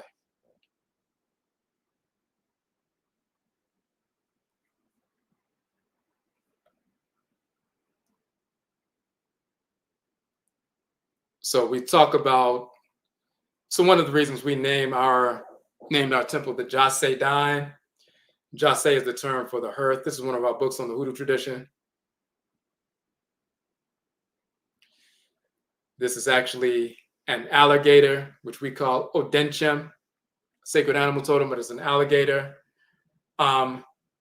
Living in the Dismal Swamp in Virginia right now. So between Virginia and North Carolina, that area, the swamp covers those two quote unquote borders, or the border between those two states. This is an alligator, one of those kind of alligators we would have seen, come in contact with in the swamp. But sacred animal totem here.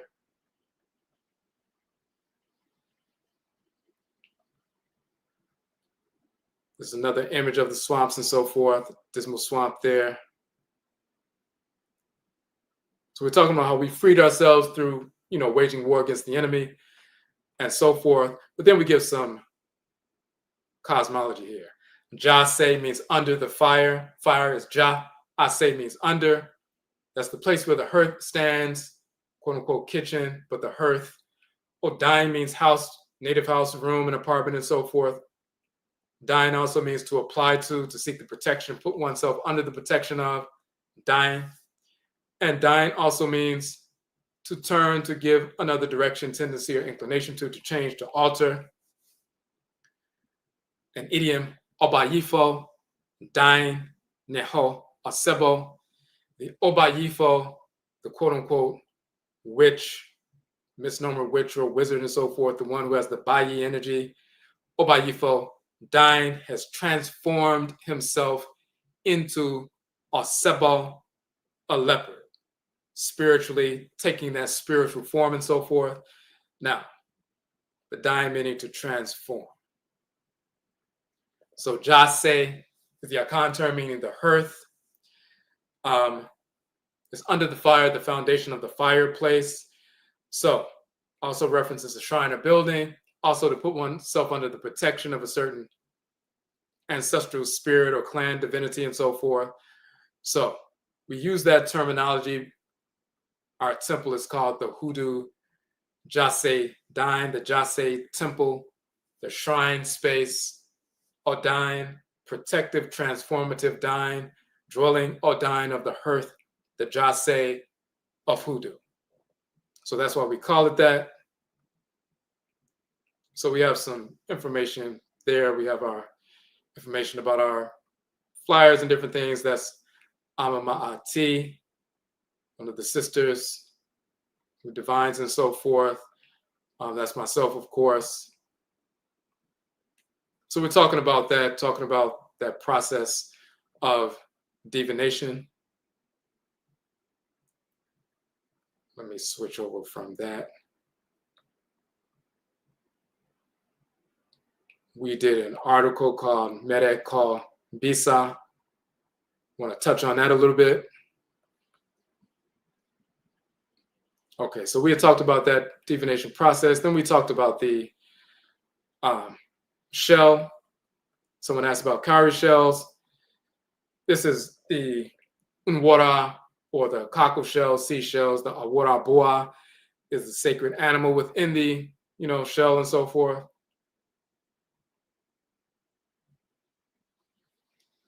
These are possum bones from possum bone divination, utilizing the hoodoo tradition.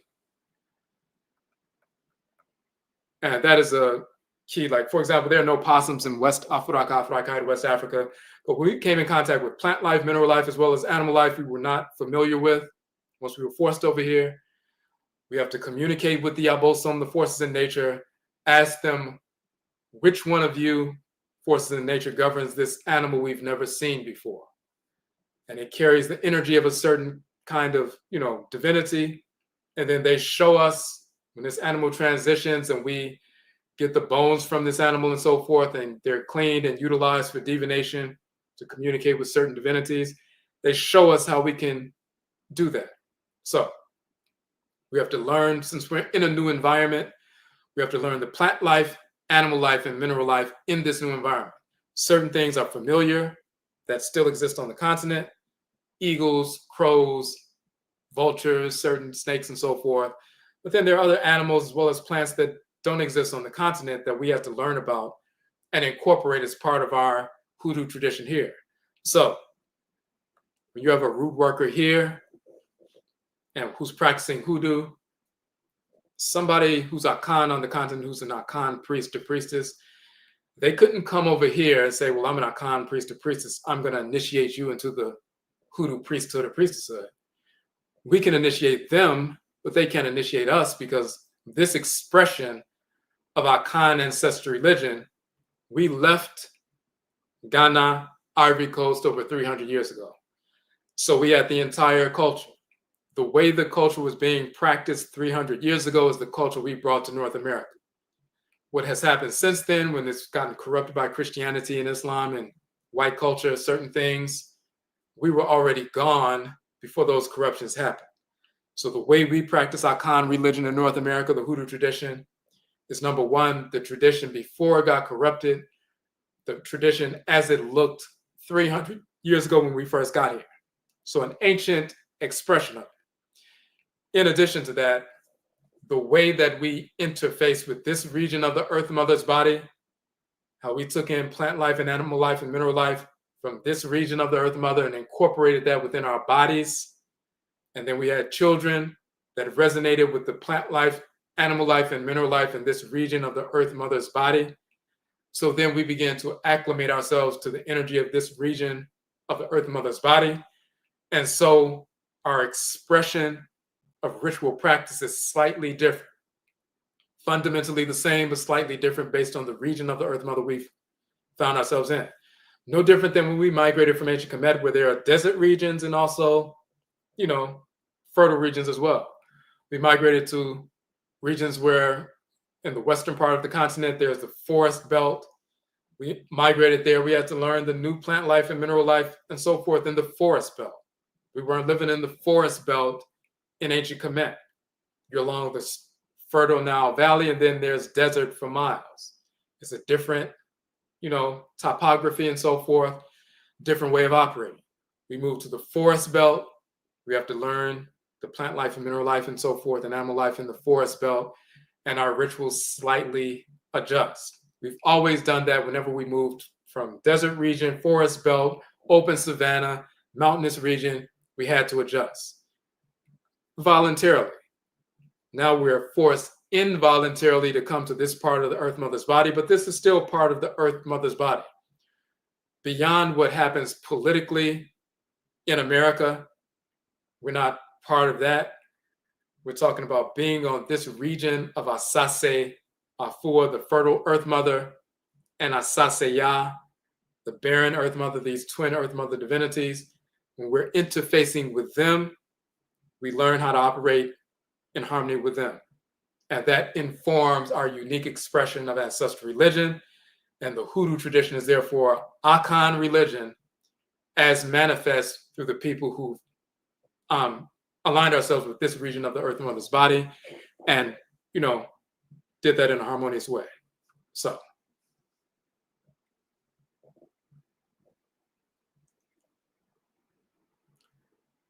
All right. So I was showing that just to show that there are differences, but we also have, if you look here, we show the continuity of culture. In Hoodoo, the cockle shells we find at the ocean, we go to Edisto Island in South Carolina, get these shells from the ocean, use them in divination and so forth. You'll see this Obosomfo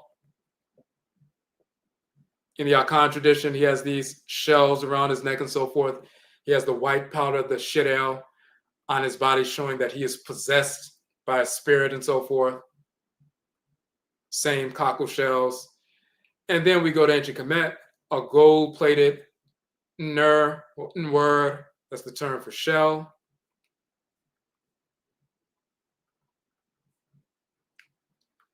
The Aner Nsapatmu, shell of the water shore, but Aner is the term for shell. That Aner in ancient Kemet is Nwor or Nwora in Akan, meaning seashell.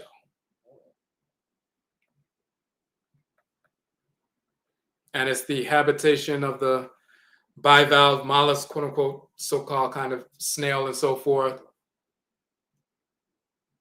And that animal lives inside the shell, and eventually, we get those shells as they wash up on the beach and so forth.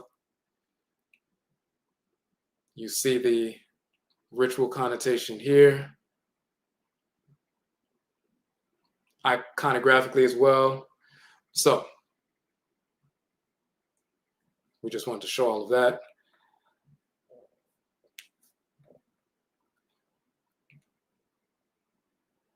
Okay, any more questions on the divinatory practice?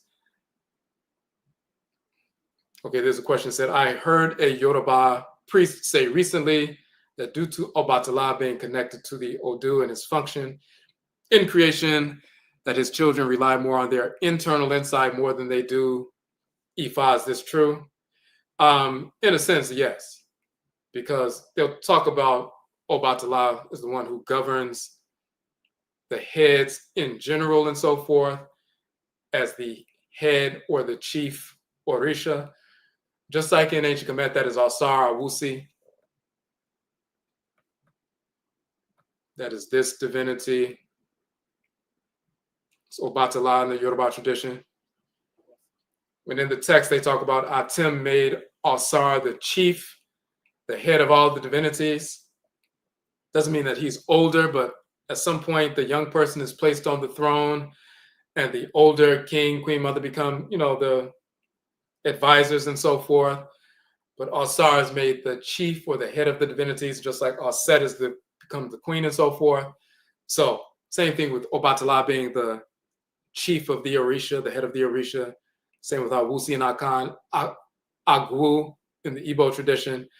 But yes, they'll talk about him being the head or governing the heads just in general, as a general communal head and so forth.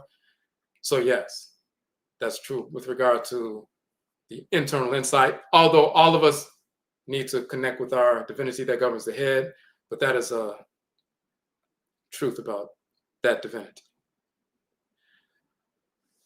I say one of the few times I've seen the Asamanfo behind my shrine, they appear to be all dressed in traditional attire as if they live a normal everyday life as we do here. So yes, that's why you have that, proverb talking about the dream state, which is called Adai, and the after death state, which is called Adai, and the ritual state, which is the Adai state, are all related. So they all have the same name.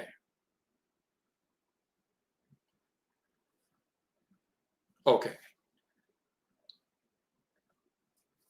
Question 9 from Jamaica. How can I invoke the spirit of my ancestors?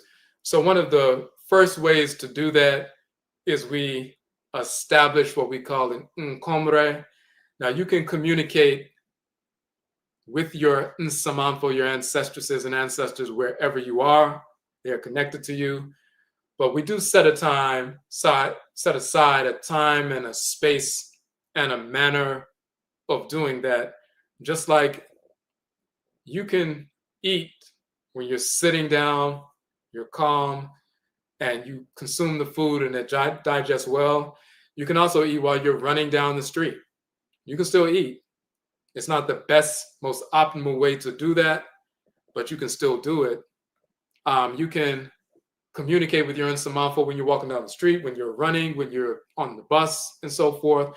Just like you can communicate with somebody. If you can pick up the phone and call somebody and talk to them, you can call them when you're running, when you're on the train, when you're on the plane. You can do all of that. Or you can go to a quiet space, call the person, have a conversation. You can listen to everything they're saying, or you can sit in front of the person. You can see their body language. You can exchange energy with them and have a full energy connection. So you can communicate with the Nsamanfo everywhere, but we have a special time, place, and manner that we do so across the board in any ancestral tradition, and that is the Nkomre Ancestral Shrine. So one of the courses that we were talking about that are archived on our page, one of them is the Nkom course. And let me show you that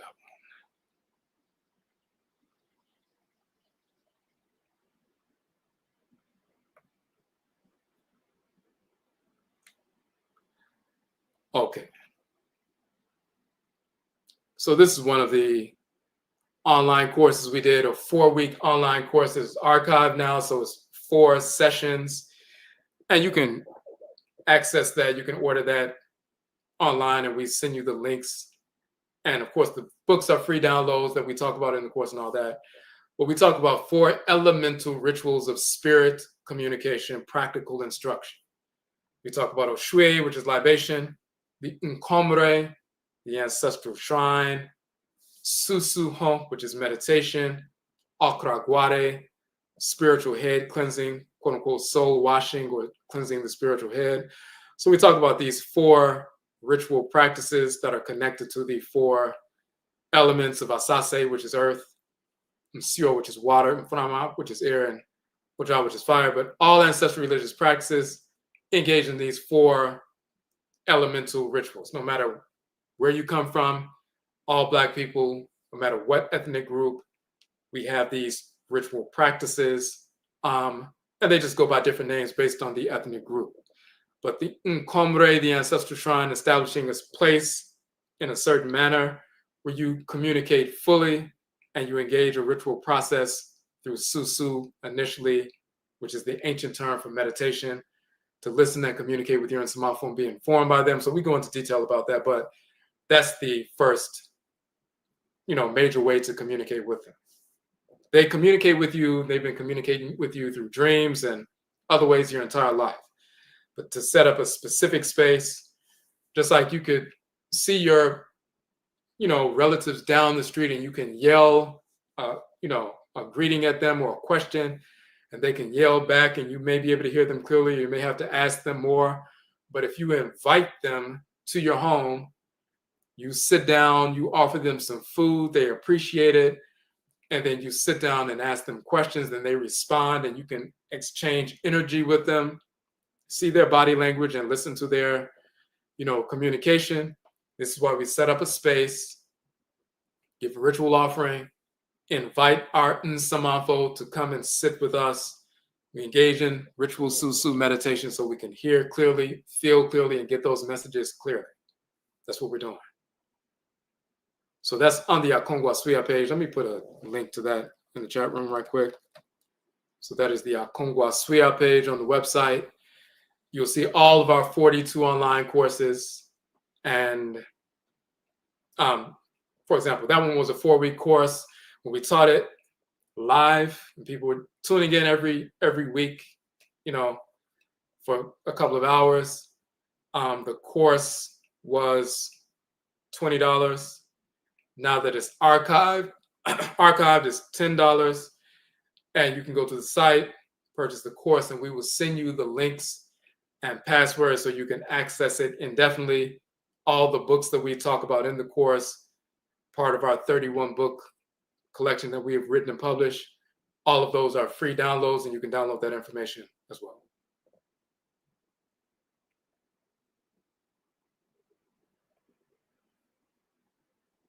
So as you see on this page, you will see the original flyers for all of our 42 online courses. So you can pick any one, like we had the Ritual Celibacy and Cyclical Fasting course, all the 4-week courses, all of them are 50% off. So the 4-week courses are $10. The ones that were originally 6-week courses, like this one, is $15. So you can look through all of them and see which ones you are interested in and access them. Most of them are either $10 or $15. We have one, the manhood course and the womanhood course. Those were 13 weeks each. So those were a little bit more expensive. The 7-week courses were $20 and so forth. But most of the other ones are either 15 or 20. So you'll see all of them there. We have the course, for example, Aperu, the Hebrews never existed, showing that's a fictional group of individuals. And Nimdeesem, authentic numerology of the divinities. The Achinebua course, showing the original sacred animal totems and deities of the original zodiac.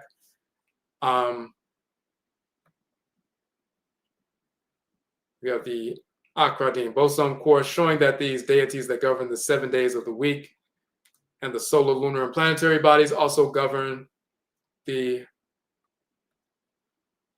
11 major body systems: endocrine, reproductive, lymphatic, immune, renal, nervous, cardiovascular, respiratory, digestive, exocrine, and skeletal. So anytime we're studying the forces in nature, we're also studying geology, we're also studying biology, we're also studying astronomy, we're also studying quote unquote psychology, but on a proper spiritual level and so forth. So we're just saying anytime we study our culture, we're studying, it's multifaceted. We also have courses on nation building, restoration, like the Amaniye course, nationism, the purification of nationalism, nation building, restoration rooted in our ancestral religious values. We have a yearly conference in June, the Ojira Mine conference dealing with nation building and different aspects of nation building and so forth. So spirituality is also dealing with nation building, institution building, and so forth. So we're not just individuals talking about trying to get deep and things like that. Practical applications to build our communities. Educational institutions, training institutions, acquisition of land, manufacturing of clothing, all the things we need to sustain ourselves. That is part of our spirituality, wedded with nationism or amaniye. They're directly connected.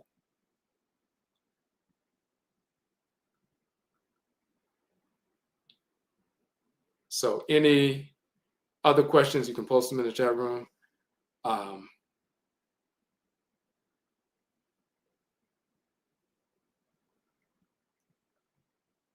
Yes, the comment, be sure to be in good vibration and that your environment is spiritually cleansed, as not all ancestors are good ancestors. The negative ones can cause problems. And that's true, just like the same way people were when they were here.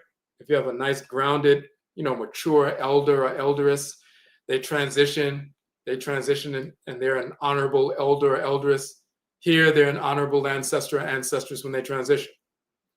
If they were self-destructive, anxious, depressed, angry individual, when they transition, they're a wayward kind of spirit then, and we don't evoke them. We have ritual practices in the prayers that make a distinction between the spiritually cultivated ancestresses and ancestors and those who are not cultivated, and we only seek guidance, just like in life, from the grounded, intelligent, venerable elders and elderesses, not the self-destructive, ignorant ones. So that's part of our culture.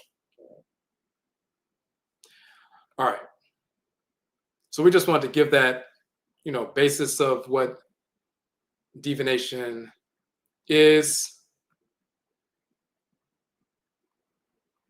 We also did an article. Hold on one second.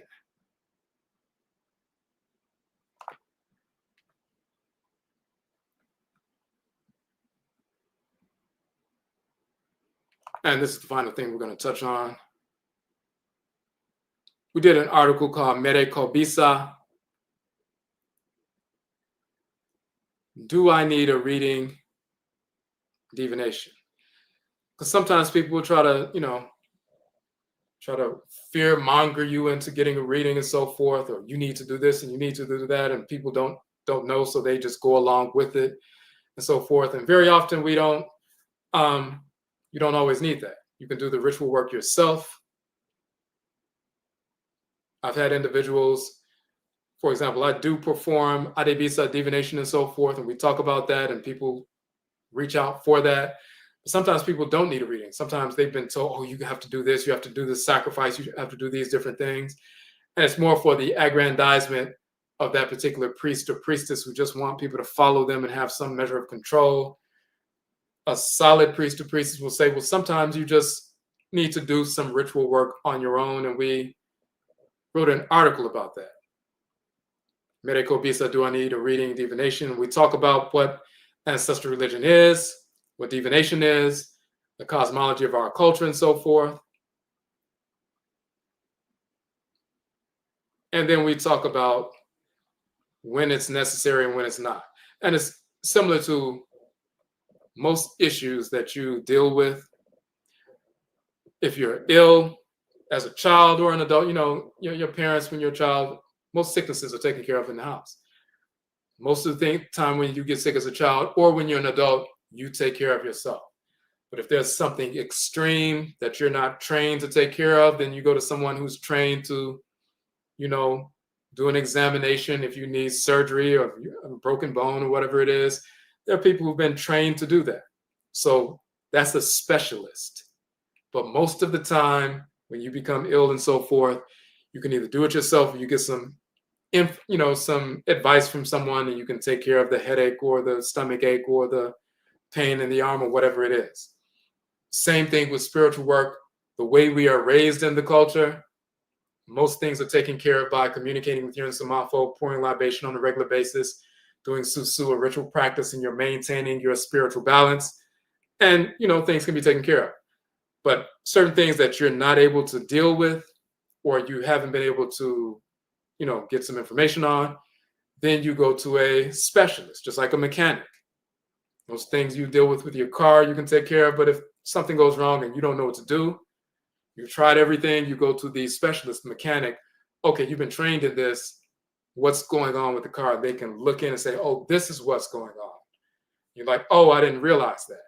How do I take care of that? You need to do this, or they can do certain aspects of the work for you and so forth to bring some balance. So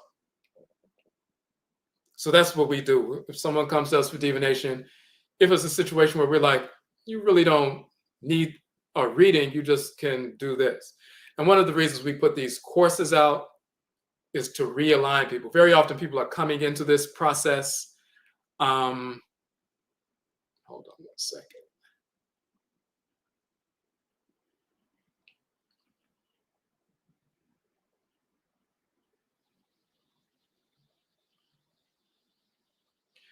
Very, very often they're coming into these processes with they haven't been involved in the culture. Hold on one second.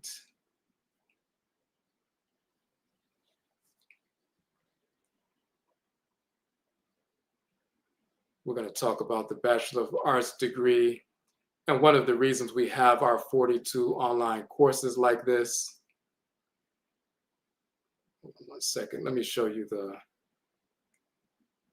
we'll talk about it here. So this image of the collage of the 42 online courses, one of the reasons that we did that in that manner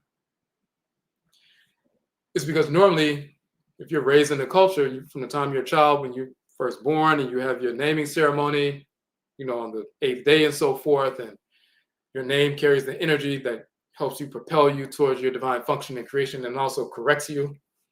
And on a regular basis, every 6 weeks, you have an ancestral observance, a wusidai. In between that, every 6 weeks is a wukudai, an ancestral observance on a Wednesday. Every 6th Wednesday, every 6th Sunday, and so forth. There are certain festivals throughout the course of the year. You cleanse your head on a weekly basis on the day of the week that you were born on, and so forth. If you're born on a Sunday, you engage the spiritual head cleansing on a Sunday. If you were born on a Monday, you do it on a Monday. So throughout the course of your everyday life, you're constantly maintaining yourself. So when it's time to do some ritual work, you're so accustomed to doing it that you can get the answers pretty clearly. Just like if you're working out on a regular basis, when it's time to run fast, you can get into that mode. But if we're not doing that because we've been raised in white society, then very often the first thing people do is, oh, I need a reading, and they go get a reading from a priest or priestess and so forth. Sometimes they need it, sometimes they don't. So we do readings for people. People reach out to us. You can do that. You can email us for that and so forth. But one of the reasons we put these ultimately 42 courses together over the past 25 years, we started our institution in 2001, so-called 2001. Since then, we've published 32 books, curated and created and curated 42 online courses, and we've tested them out in the communities around the country and so forth. So one of the reasons we did that is to give that kind of curriculum so you can get back in track and learning about these things and make it part of your everyday life, to get back in alignment with order. The things that we did learn as children, as adults, because we were corrupted by white society, we get back in alignment with that. So we're not behind, the 8 ball, so to speak. So any one of these courses, you look through them and you can see the ones that appeal to you and say, okay, I want to take this one, take that one. But we also decided, which we'd already planned for this, but we had to get to 2 things. We had to get to the 42nd course and teach that, certify people in it, show how it affected the community. And now we have an evidence-based process where all of these 42 online courses have been created, taught. People have taken them, utilized that information in the community, given the feedback. We've finished that 42nd course last year. People were certified in that, went into the community, utilized that. We have that evidence-based feedback. So now we have a corpus of 42 online courses, and we've made that the basis of our Bachelor of Arts in Philosophy degree. So you can take that Bachelor of Arts degree program. We are in enrollment right now. As we said earlier in the broadcast, it's a self-paced study. So 42-week program. Let me just show that right quick. So as we said before, you go to any major university and see how many courses does it take in a major university to obtain a Bachelor of Arts in Philosophy. They say between 40 and 42 courses. And what they learn is Greek philosophy, Latin, some Arabic, some, Hindus, Chinese, a little Native American, so forth. Information that's typically misinformation that is not useful for us. People are not utilizing Greek philosophical principles because they were full of misinformation. They were trying to figure things out that they typically got wrong. Our philosophical formulations and foundations are still true because they were based on truth. So we guide our entire lives by the philosophy of ancestral culture. That includes holistic health. That includes nation building, institution building, and so forth. Mental health, emotional balance, and so forth. So our 42 courses comprise the bachelor's degree. You can enroll in that program now. You can do it within 42 weeks, or if you want to do it in 21 weeks, there's a way to do it and complete it in 21 weeks. So let's look at it real quick. It's Bachelor of Arts in Philosophy. Your certificate diploma will say that. It will also include the title Nimdeesem, which is talking about Nim meaning knowledge, and Da means things, the knowledge of things and so forth, knowledge, wisdom, and so forth. So that's why we utilize that Akan term. Each one of those courses, you study the courses, you say, like we said earlier, if it's a 6-week course, 6 2-hour sessions, you go through all of them, all the videos, download the books, read them, go through everything, just as if you were taking the course live. Once you go through all of them on your own time, then it's time for you to do a test. You reach out to us and say, I'm ready to test on this course. Say it was the AB course on cyclical fasting and ritual celibacy and so forth.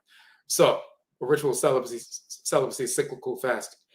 You're ready to test on it. We do a Zoom, private Zoom, live, test you on it. Once you pass that, any questions and answers you have, we answer that. So you're fully clear on everything. Then you completed that module. Then the next week, you go through the next module, have a test at the end. The following week, you go through the next one. So you can do one class per week and get tested on one class per week. It's at your own pace. Just let us know when you're ready to test. Or you can do 2 classes per week. And instead of going 42 weeks, you're doing 2 classes per week, you'll be finished in 21 weeks, and you will receive your degree, bachelor's degree in philosophy. Or you can do some 2 in 1 week and some 1 week, and you may finish the program in 30 weeks, like halfway through it. So all the details are here. One of the things that we have, the SUSUW course, the Meditation Instructor Certification, is the very first course that you will be certified in within the first 2 weeks. This is a standalone course, but it's also part of the degree program. If you want to just take this course alone, the 4-week course, and be certified to conduct meditation sessions in places of business and schools and organizations and get paid for that. Most people pay you between $100 or $200 to come out and do a half-an-hour meditation session at a corporation for their employees, at a business, at a human services organization, a school, a communal organization.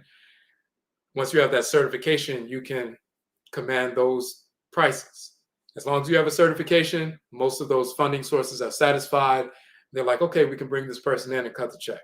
So you can go to a corporation on a Monday, a school on a Tuesday, a social services organization on a Wednesday, another corporation on Friday, and you just 1 hour per day, and you get like $100 or $200 per day teaching, and you can do that.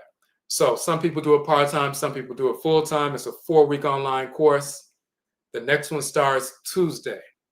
So if you would like to get in on that course, it starts August 19th. We have a payment plan option for that. So you can do that as a standalone course. But if you want to enroll in the bachelor's degree program, this is part of that because it's one of our 42 online courses, and that's the first one that you will test on. So within the first 2 weeks, you'll test on that course. Within the first 2 weeks of the program, you will get that certification. And while you're studying for the rest of the 21 weeks and so forth, you will already have that certification. So you can use it to go out and generate income from yourself immediately. You can book your first session at a school or cultural organization, or you can host an event yourself and say, rent out a community meeting center room, and have people come out and they can pay you for the session and so forth. Or you can go to some of these organizations who pay people to come out for meditation sessions, and they will pay you to come out and you can start making money right away. So either way, on the website, you will see that. Let me put that direct link in the chat room if you want to sign up for that now. We have about 10 spaces left open for that. So you can become a meditation instructor, and you're doing introductory meditation for youth as well as adults. So the SUSUW page, you can do that standalone. But if you want to do it in the context of the bachelor's degree program, you can do that. So you become an edupreneur. We did a whole broadcast on that. You can check that out. Here's the key piece that we deal with that most organizations won't deal with. Some organizations who offer a bachelor's degree, you have a degree and they'll say, well, you have some knowledge. And, that's kind of it. For us, we show you how to get these opportunities to generate income immediately and perpetually. So, social services organizations, they'll have an Alcoholics Anonymous group sessions, therapy sessions. They have those on a weekly basis. And the therapist will say, well, okay, on Friday, we're going to bring someone out to teach something about culture. There are small group circles that meet in most neighborhoods and have funds set aside for people to sit with the group, share their cultural knowledge to inspire participants to be resilient and overcome their addictions. You may have a one-time group session, or they may say, we want you to come out once every week or every other week. They typically pay between $100 and $300. Same thing with Narcotics Anonymous, same thing with Gamblers Anonymous. They will have you come out. They have money set aside already. They just need someone with some certification so they can cut the check. They already have the group sessions. They'll bring you out and you'll give them information about culture and spirituality and trustery. You see what the group needs and you can tailor your presentation towards that. Sit with them for a half an hour. They become inspired.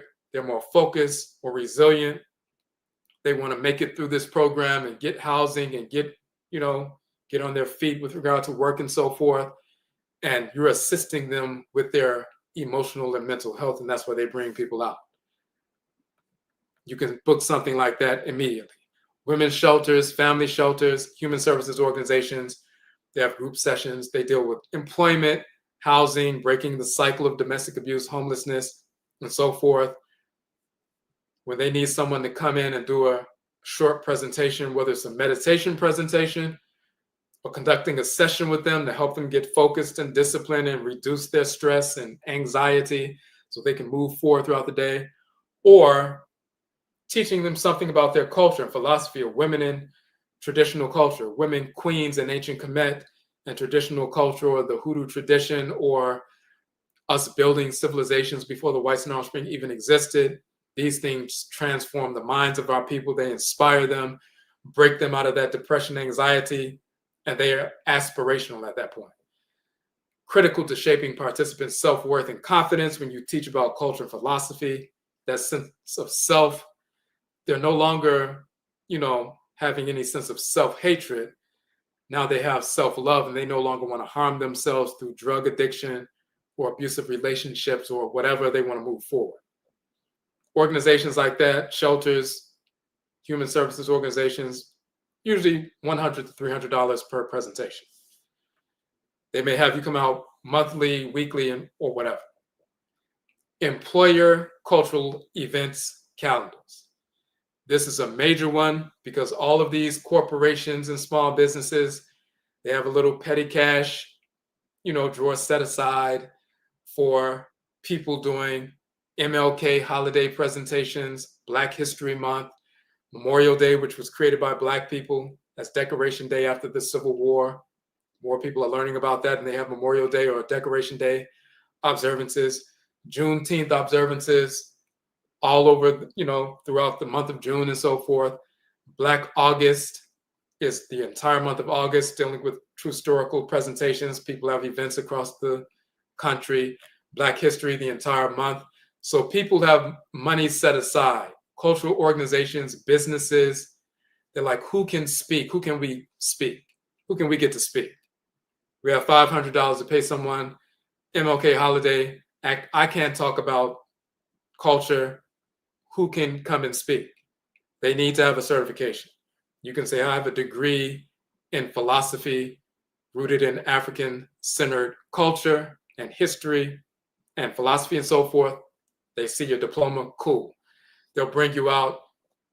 They'll say, we want you to talk about Martin Luther King. You can start off talking about that, but then you can tailor it towards our ancestral culture and things that people need to know that can inspire them, that goes beyond just talking about, what Martin Luther King was talking about.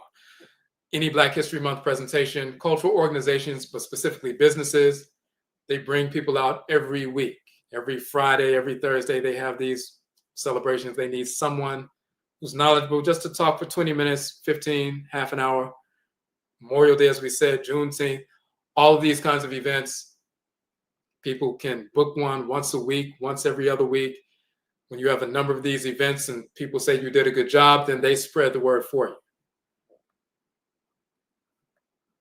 So that's a big crop of, some people can just do cultural events like this and that's it, and make a living just doing those events. Every month of the year, there are some cultural events, whether it's in the community or employers pay or human services organizations pay people to come out because they don't have the expertise, but they do have the funds set aside, and they're going to give the funds to somebody because they're not going to allow their budget to be cut the following year because they didn't spend the funds in the cultural event category. If they just left the funds there, then next year when they get their budget, those funds will be cut. So they're going to spend the funds so they can maintain their level of funding. They just need someone to come out and speak, and you're in position to do that. Kwanzaa, of course, events all over December. If you like working with children, schools and after-school programs, they will bring you in the classroom, after-school, weekend programs for you, summer programs.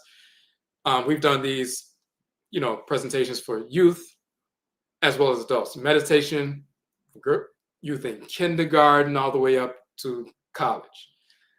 You can tailor things about, and you're going to learn this in the courses. We're the ones who established the alphabet that is used every day, the numerical system, 0 through 9 and so forth. We created that in ancient Kanini Kemet, showing that to youth, which we've done for years. They're like, wow, the numbers we use were created by our great-grandparents in Kemet. The letters we use were created by them. Writing itself, mathematics, algebra, geometry, trigonometry, and so forth, created by our people. So everything they learned in school was created by our people. So that empowers them. And that's for people if you're interested in working with you. African-centered bookstores, businesses, organizations, conferences, cultural events, spiritual events, study groups, they will bring you out to speak. Some people just use this circuit alone. Once people know that they have information, they say, hey, can you come to our Black bookstore on Saturday? We're having this event. We want somebody to talk about ancestral culture or divination. What is it? What is trustery? Who are the people of ancient Kemet?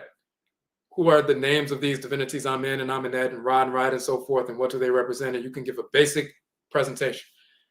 When you go through these 42 courses, you have information that nobody else has. Even some of the scholars, like they didn't know about Ma'al. They didn't know about Ra'et. They know about the god Ra, but they didn't know Ra'et is the female divinity, the creatress. Ra's the creator.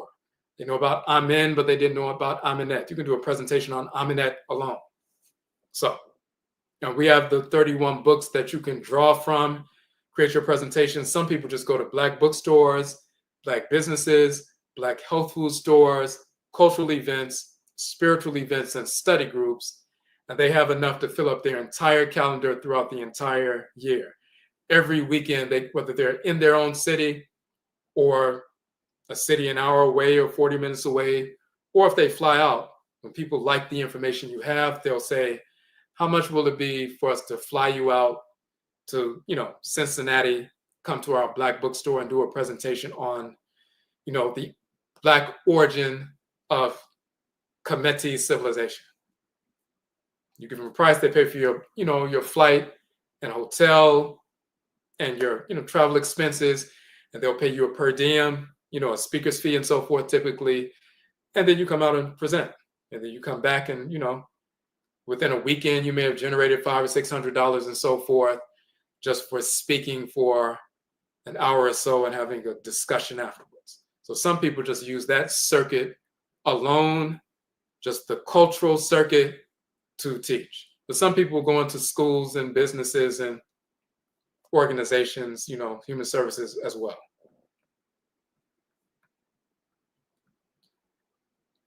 And then the final thing is, we said, hosting your own events. Pay $50 or $100, rent out a room in a community center, in a park district, community meeting room. You can have some books that you purchased wholesale, have them on the table and so forth. You can sell them, generate money. You can conduct a meditation session and have people give a donation for that. And the way we would normally do it, you could charge for it like $10 or something. You have, 20 people come out, you generate $200 for a meditation session just for an hour and so forth. Or the way we often do it is we'll just say it's donation based. So some people may not have, and you also have people register so you know how many people are coming, because you need to know how big the space is and what the capacity is. But some people may not have funds that particular day, but they want, to come.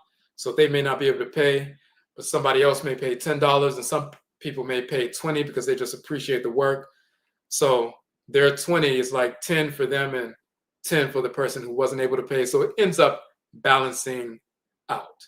So you could have some vegan food snacks there or some bottled water or something to sell that when the people come for meditation or for a presentation on culture. You could have a weekly event where people come out, they purchase some, vegan food from you, or you get some food from a vegan vendor.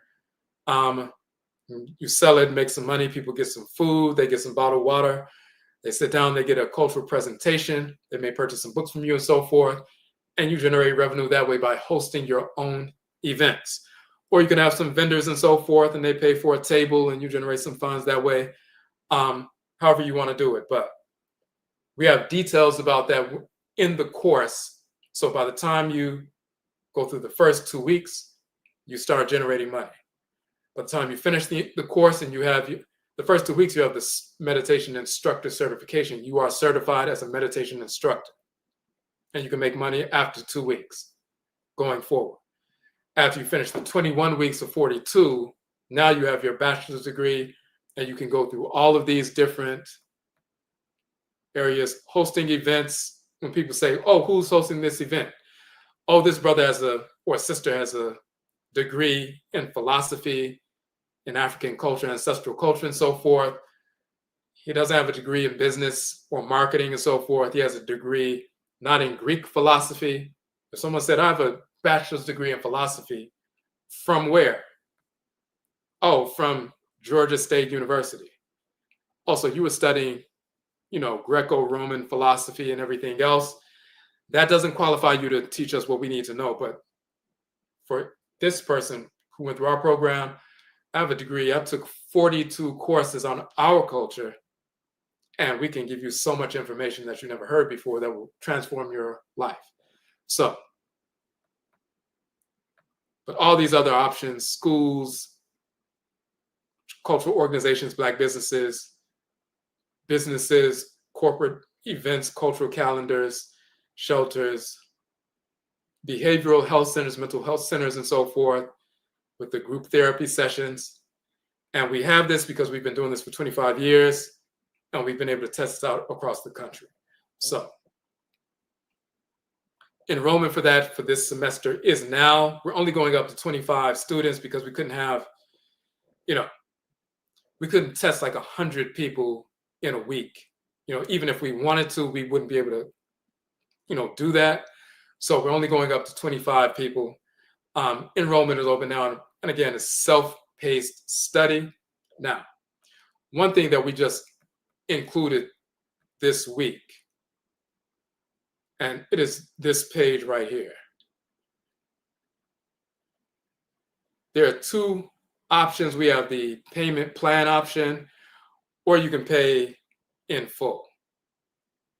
The program itself is $600 for the full registration, but we have a payment plan option.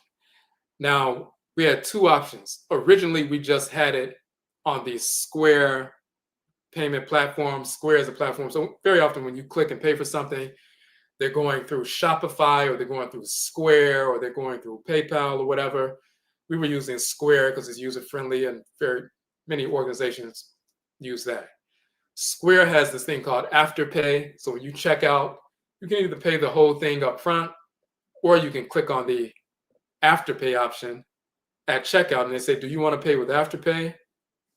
You can split your payment up into 4 equal interest-free payments.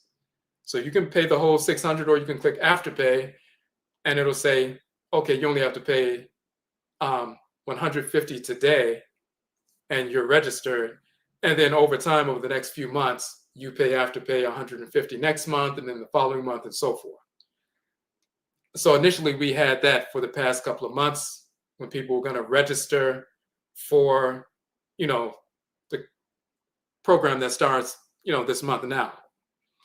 But then we just found out that some people, they were not able to qualify for Afterpay, because Afterpay does this thing where they will approve you for a small amount first, like $50 or $100.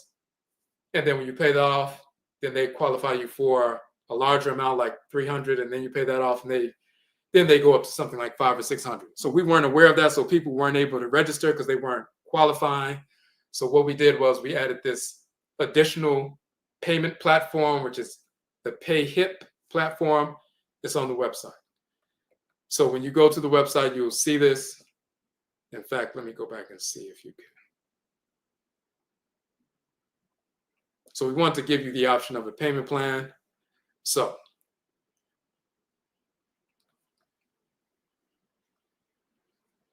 we just added this a couple of days ago when we found out that some people weren't able to, qualify. So it says payment plans. If you do not qualify for the Afterpay option, the brown button, you can use the PayHip option, the green button. No credit qualifications necessary on the PayHip platform. That's just the way they do their thing. So if you click on the brown button, that takes you into the Square platform. Same information. Afterpay is there, and that's the option. If you don't qualify for Afterpay, you can just go to the green button here, and that takes you to, if it shows up like this, you just go back. For some reason, it'll show that one first. So if you go back, hold on a second. If you go back and restart the page, refresh, Wait for the button to appear and then click on it. Hold on.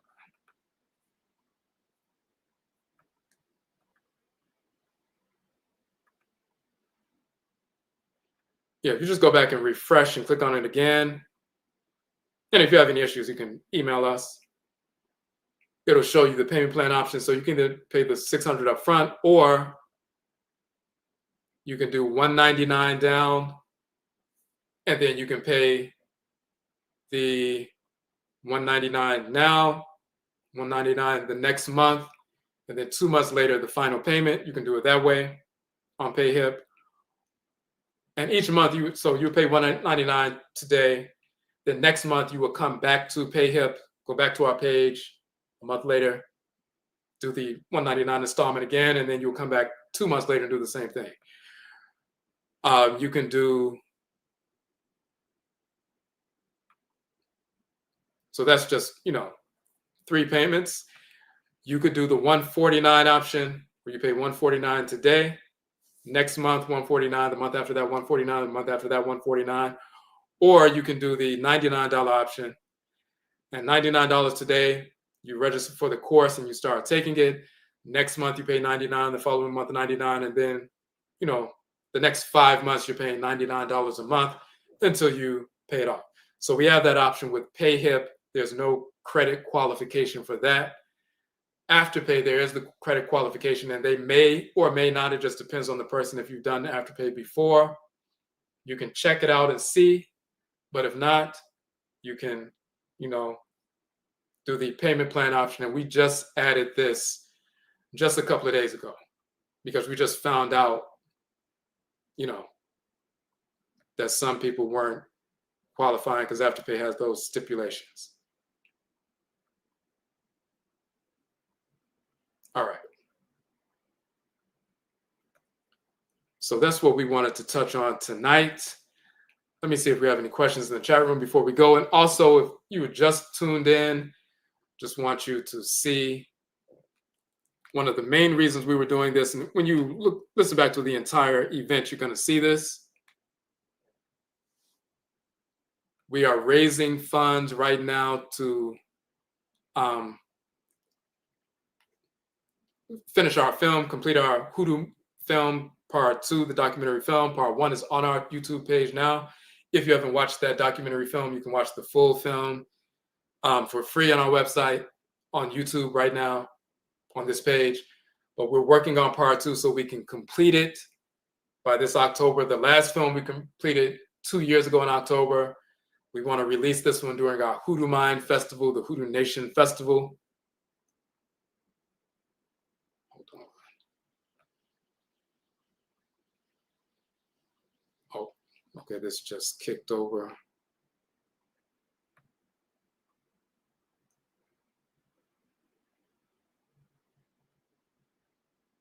All right.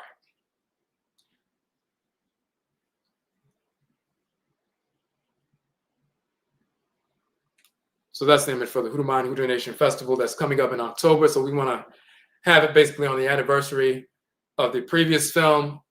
So we need the assistance of the community. So if you've enjoyed our work or been benefited from the work, the free book downloads or whatever, you can go right now to our fundraiser effort. We've raised $425 right now. We want to just raise at least the first third of the funds this month, the second third during the month of September, and the final third by the end of September, beginning of October. So we're trying to raise $5,000 this month. We have to get another 4K camera so we can have the dual cameras, and some software and some other technical issues as we're traveling across the country to finish this Hoodoo ritual film. So if you can contribute now, please do so. The link is in the chat room right now, the fundraiser link. And we appreciate those who have already contributed.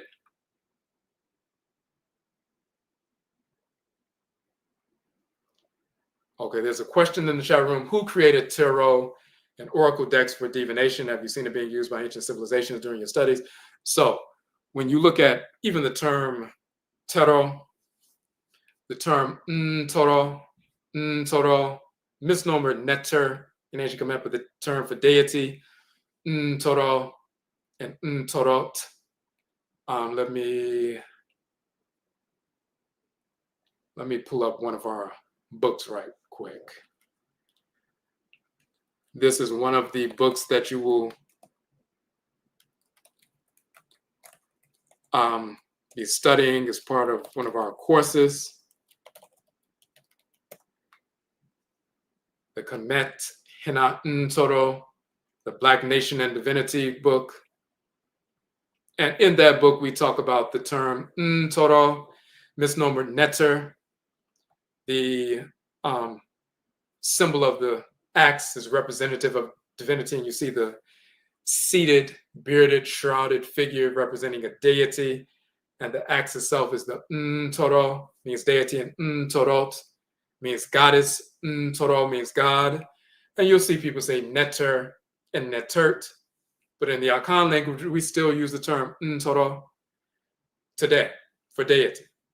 In Vodun, they say Trowo, Trowo, Trowo, Trowo, singular Toro, which is the same as Toro in Akan.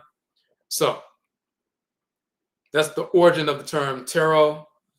And they'll talk about the ancient book of Tahuti is the original quote unquote tarot book. Now, when you look at in fact, let me see if I can find one of them online real quick. When we visited the tomb of Tutankhamen, and that's, by the way, the only tomb where the body of the sovereign is actually in the tomb in the Valley of the Kings. All the other mummies of the kings and queen mothers, Insut and Sutu and so forth, are in the museum, but they have Tutankhamun's actual mummified body inside the tomb and so forth when you go in. But this is on the wall. These are different deities, and their sacred animal totem is the An or Anan, the so-called baboon and so forth. As you can see, the tiles for each deity, the sacred symbolism and sacred name that carries the energy of each divinity is in the tile.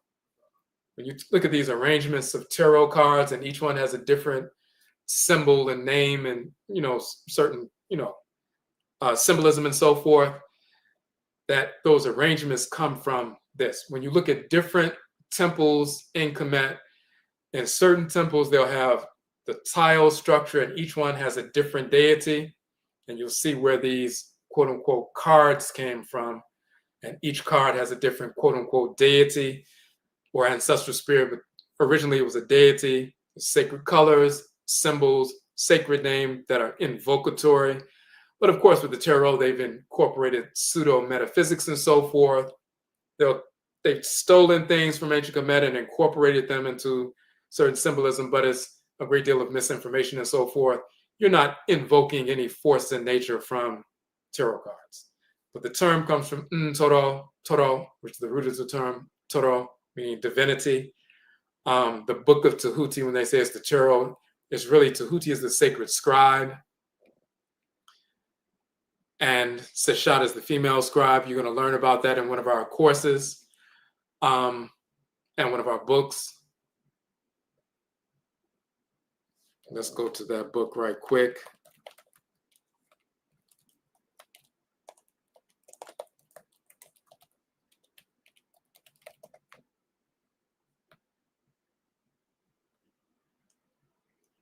In this text, we talk about Tahuti and how he manifests in Akan culture, Yoruba culture, Ewe culture, in ancient Kemet and so forth. He's called Sankofa, Fa, Sankofa in Akan, Fa in Vodun, Ifa, Yoruba. He's also called Fa in ancient Kemet.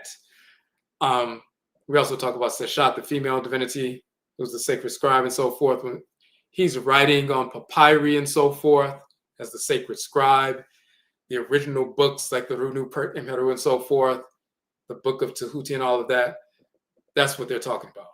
But then, of course, they took it and turned it into something else. Okay, can voodoo used to do harm? Some of our people don't even like to hear the name voodoo. So the way they use that terminology is misinformed. The term voodoo, and in fact, let's go to one of our articles, and this, once again, is something that you will be learning when you study in our courses. We have this in our Echisign book. So we have 3 conferences, events per year. In October is the HOODOO Mind, HOODOO Nation Festival. We focus on Hoodoo, which is Akan ancestral religion in North America. In March, around the spring equinox, we have the Echisign Conference, which is ancestral religious reversion. And we have our people from different traditions: the Hoodoo tradition, which is Akan; the Voodoo tradition, which is Ewe; the Juju tradition, which is Yoruba; the Ngangan tradition, which is Fang; the Wanga tradition, which is Ovambo; the Gula and Geechee traditions, which is Gola and Kisi, and so forth, and people presenting on the different ones. We've been doing this for 11 years, or 10 years, and the 11th is coming up. The first 3 years, we published a journal and gave it out for free. It's a free download from our website.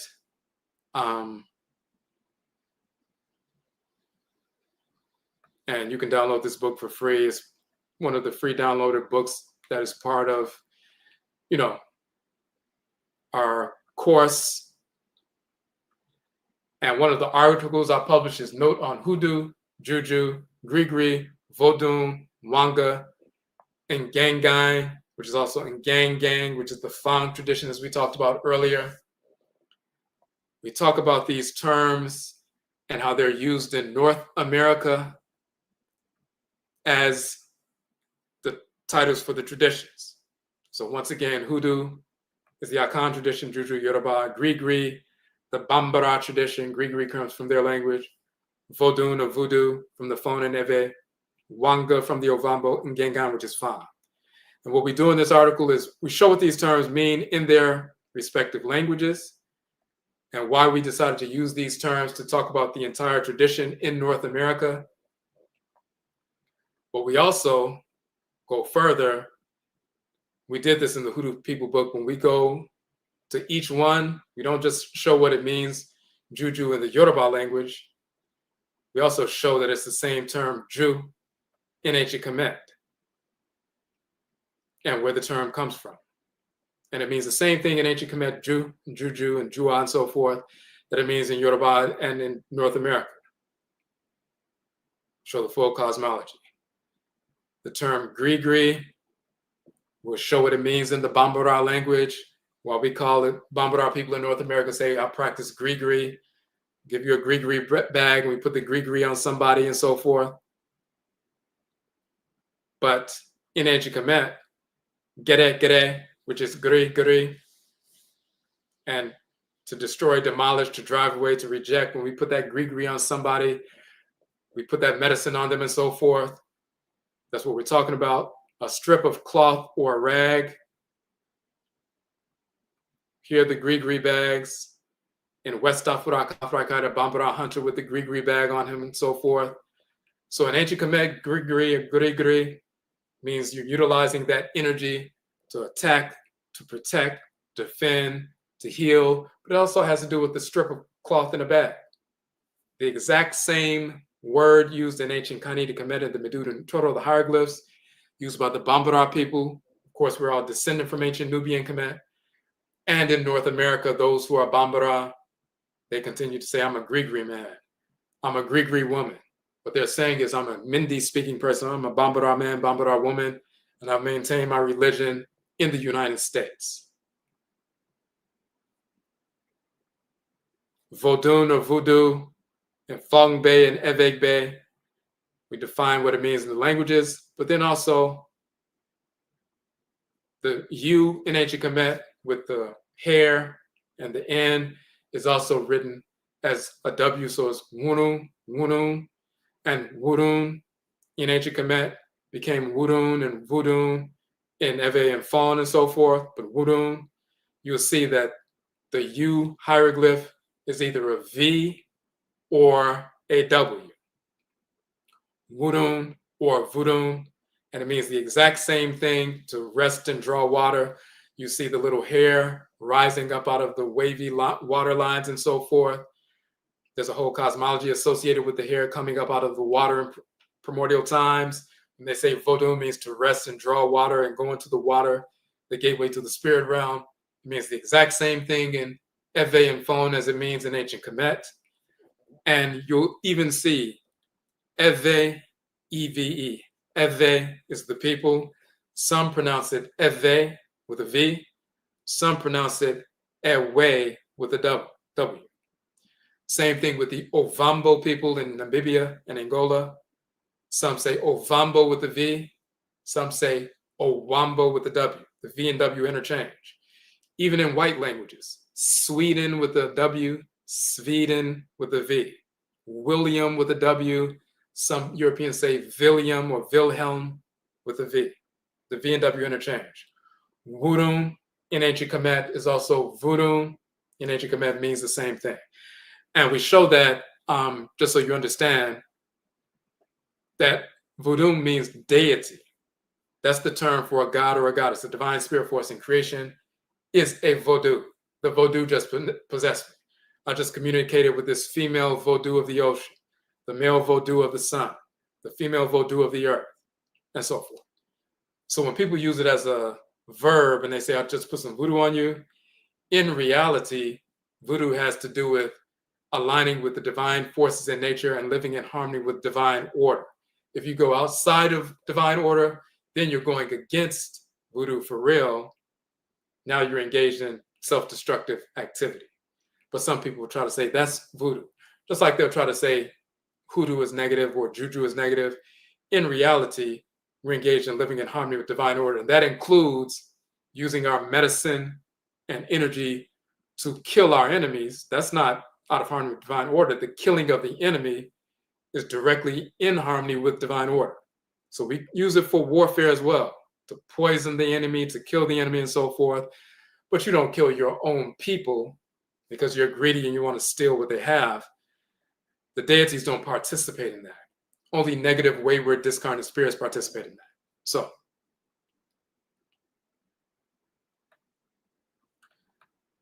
So we did the same thing with the term Vodou. We did the same thing. And it gets into the rabbit's foot and everything else. But same thing with Wanga, of the Ovambo people. You hear people in South Carolina saying, I'm dealing with that Wanga, I threw the Wanga on somebody, Wanga man, Wanga woman. Wanga is a term from the Ovambo people. And when you look at the A with the line over it, it's the arm with the open palm and so forth. That's the ah or awa sound and so forth. And we show that it means the same thing, onga or owanga, to nail drive pegs into something, to beat, to hammer, to be hot, burn, to be burned, a kind of drink of medicine. Everything about the tradition, we find that when you look at the Wanga doll and they drive the nails through the sacred doll and so forth, Onga or Owanga in ancient Kemet, driving nails through a ritual item to use medicine, to attack, to protect, to defend. In Ovambo, the Wanga doll, you drive the nails through the ritual statue and so forth.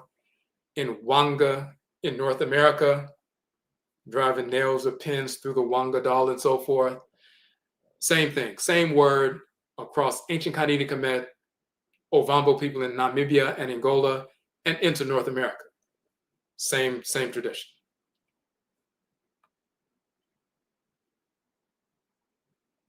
Now this is the Ngangan. This is a Fang statue from Gabon and Cameroon. We talked about the term Chi being a title of Ra and so forth, the divine living energy, also pronounced Ki. And you'll find that same term Ki, meaning life force energy, in the Fang language of the people of Gabon. And then we talk about the term Ganga, Ur, and Nganga as a title of Amen and Amenet and so forth. And then you'll find Nganga amongst the Bakongo people and Ngenga amongst the Fang people. So we take it all the way back and show all of that. So all of those terms they use to try to say voodoo is bad, juju is bad, wanga is bad, gree is bad, gang is bad, or gang, like the term gang, that comes from our ancestral religious practices. Everything they say is bad is actually good, because we use these terms and these ritual practices to exterminate the whites and their offspring, the so-called slave masters, free ourselves from enslavement, heal ourselves, defend ourselves, ground ourselves in our culture, have pride and so forth, and they don't like that. So they will call it evil, but it's actually the real thing. It's divine order. Anytime someone is using medicine to engage in disorder, not poisoning the enemy, but poisoning your own people, the deities leave that alone, and now you're just engaged in criminality. That's not voodoo in the real sense. It's not hoodoo in the real sense. You're just a criminal at that point.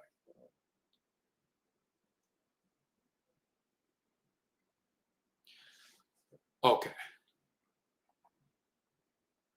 We'll do a couple more questions and then we'll be done, because we're at 3 hours now. I didn't plan to go this long, but I've seen the Yoruba place food in bags and place it on their heads overnight to feed their okra. Or for them, it would be the ori. Does this work, and is it required by your okra? Do you know? Was libation candle sufficient? So that's a head cleansing. They'll call it a head rogation in the Yoruba tradition sometimes. They're feeding the ori. There are different ways to do that. You can place the sacred ritual items on the head, or like we showed earlier, the Ibori shrine that the Yoruba people have for the ori. It can be fed like that. In our Akan culture, the Kradim Bosom Nkomre, the Kradim Bosom shrine, you can give the offering at the shrine for the okra, or you can put the offering on the head as well. You can do it either way. That's one way to, invoke the divinity. Ritual cleansing. We get in the river, take a plant life where we pour libation over the head and so forth.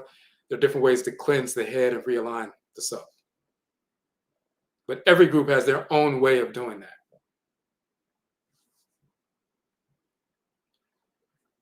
All right.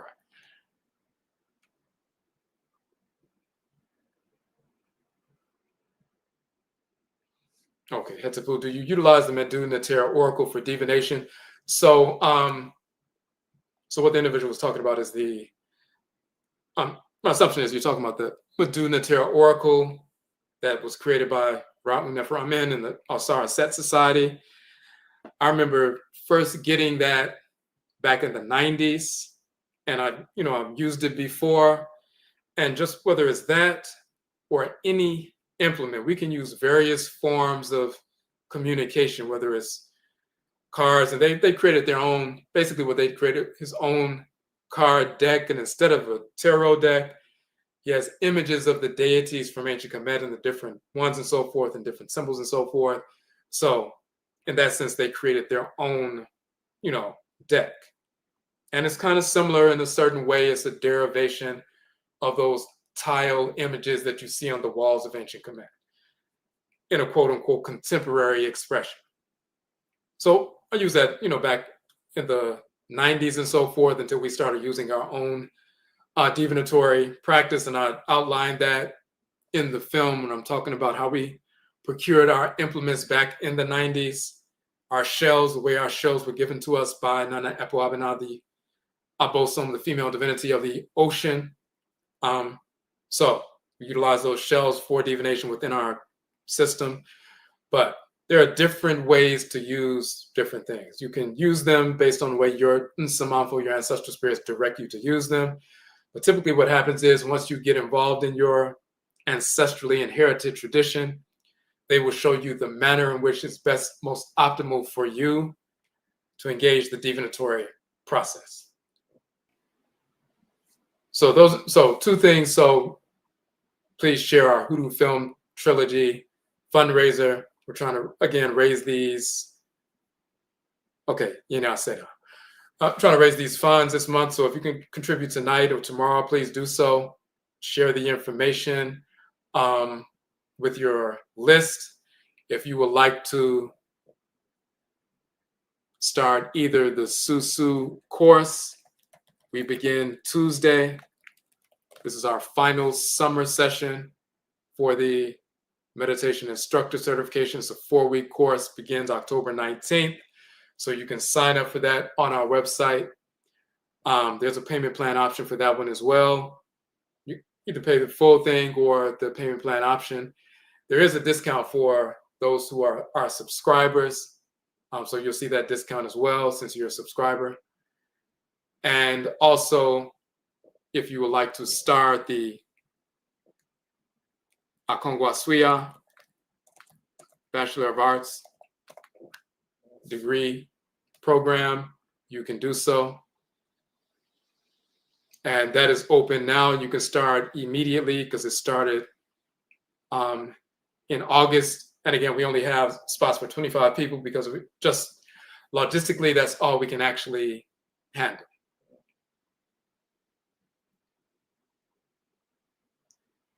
One other thing we did, as we said before, we released our book. And that book is available. It's available on Amazon, but it costs more on Amazon because Amazon takes a 60% cut off the top. So all books for booksellers are more on Amazon. But if you order directly from our website on the Homa page, and you'll see this trailer is on our YouTube page right now. So you'll see the book, 600 pages, 8.5 by 11. It's a large encyclopedia-sized book in full color. It's an anthology of 12 of our 31 books. It's revised and expanded. Recently this year, we just dropped it in March, and we had to do a revision, a few corrections that we did last month, and we re-uploaded it, so it's available. But you can go to our website now. It's 30% off from the price on Amazon. And when you look at the page, you will see we have the book is $44 plus shipping when you order it directly from us. Hold on a second.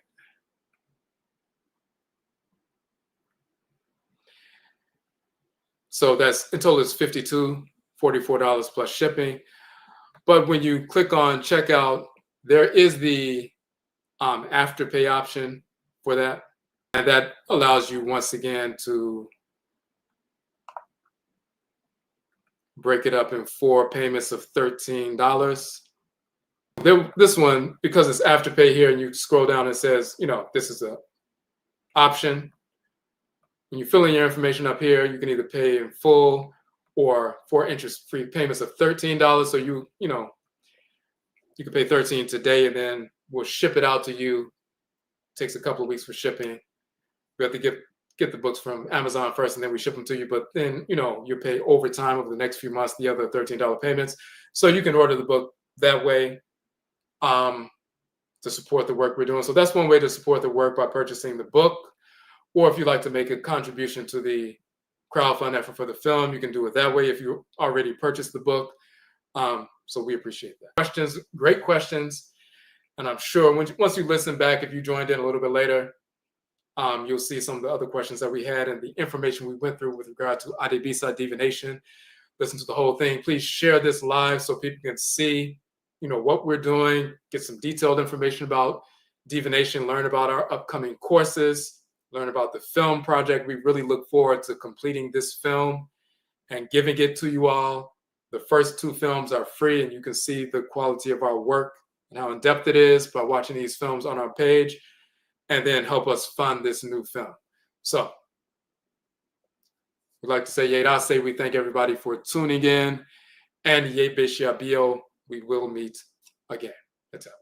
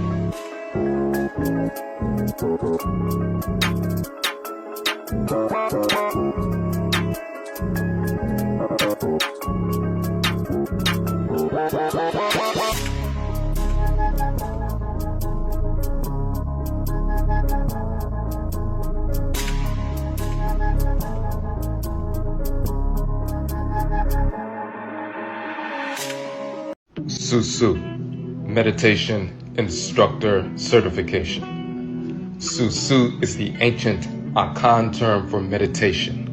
SUSUW originated in our ancestral culture of Afuraka, Afurayat, Africa, tens of thousands of years ago. This ancient practice has been utilized to regulate physical, emotional, and mental balance for millennia in varied expressions wherever our people have migrated in the world. The scientific benefits of meditation for youth and adults have been well documented, enhancing learning outcomes, regulating behavior, overcoming anxiety and depression, rebalancing hormones, lowering blood pressure, reducing stress, regulating weight loss, overcoming addictions, developing discipline, maintaining focus to overcome obstacles to short and long-term goals. Our meditation instructor certification is for individuals, independent contractors, educators, homeschoolers, human services professionals, behavioral health professionals, and others. As a certified instructor, you are qualified to contract with independent schools, charter schools, cultural organizations, corporate entities, women's and family shelters, community centers, colleges, and more to conduct meditation sessions on a daily, weekly, or periodic basis. Our instruction is rooted in our Nkwamwa whole life wellness model.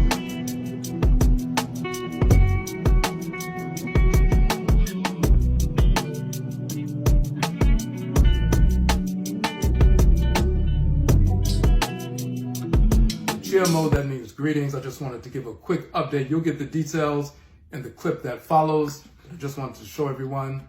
So my soft cover book, Odwirafo True Historical Anthology, is now available. It's live on Amazon, but we also have a 30% discount when you order directly through our website. As we said before, in some of the postings and information we sent out, Amazon takes 60% off the top for booksellers on their distribution site and so forth. So we can offer it at a 30% discount, on our website. So you'll get the information in the clip that follows, but 8.5 by 11 size, 600 pages, full color, and we go into detail about various aspects of Afurakani, African ancestral religion, culture, nation building, true historical information, spirituality, cosmology, and every facet of Afurakani, African Black identity, and so forth. So check out the clip that follows. We look forward to connecting with you, and Yerase, we thank you for your support.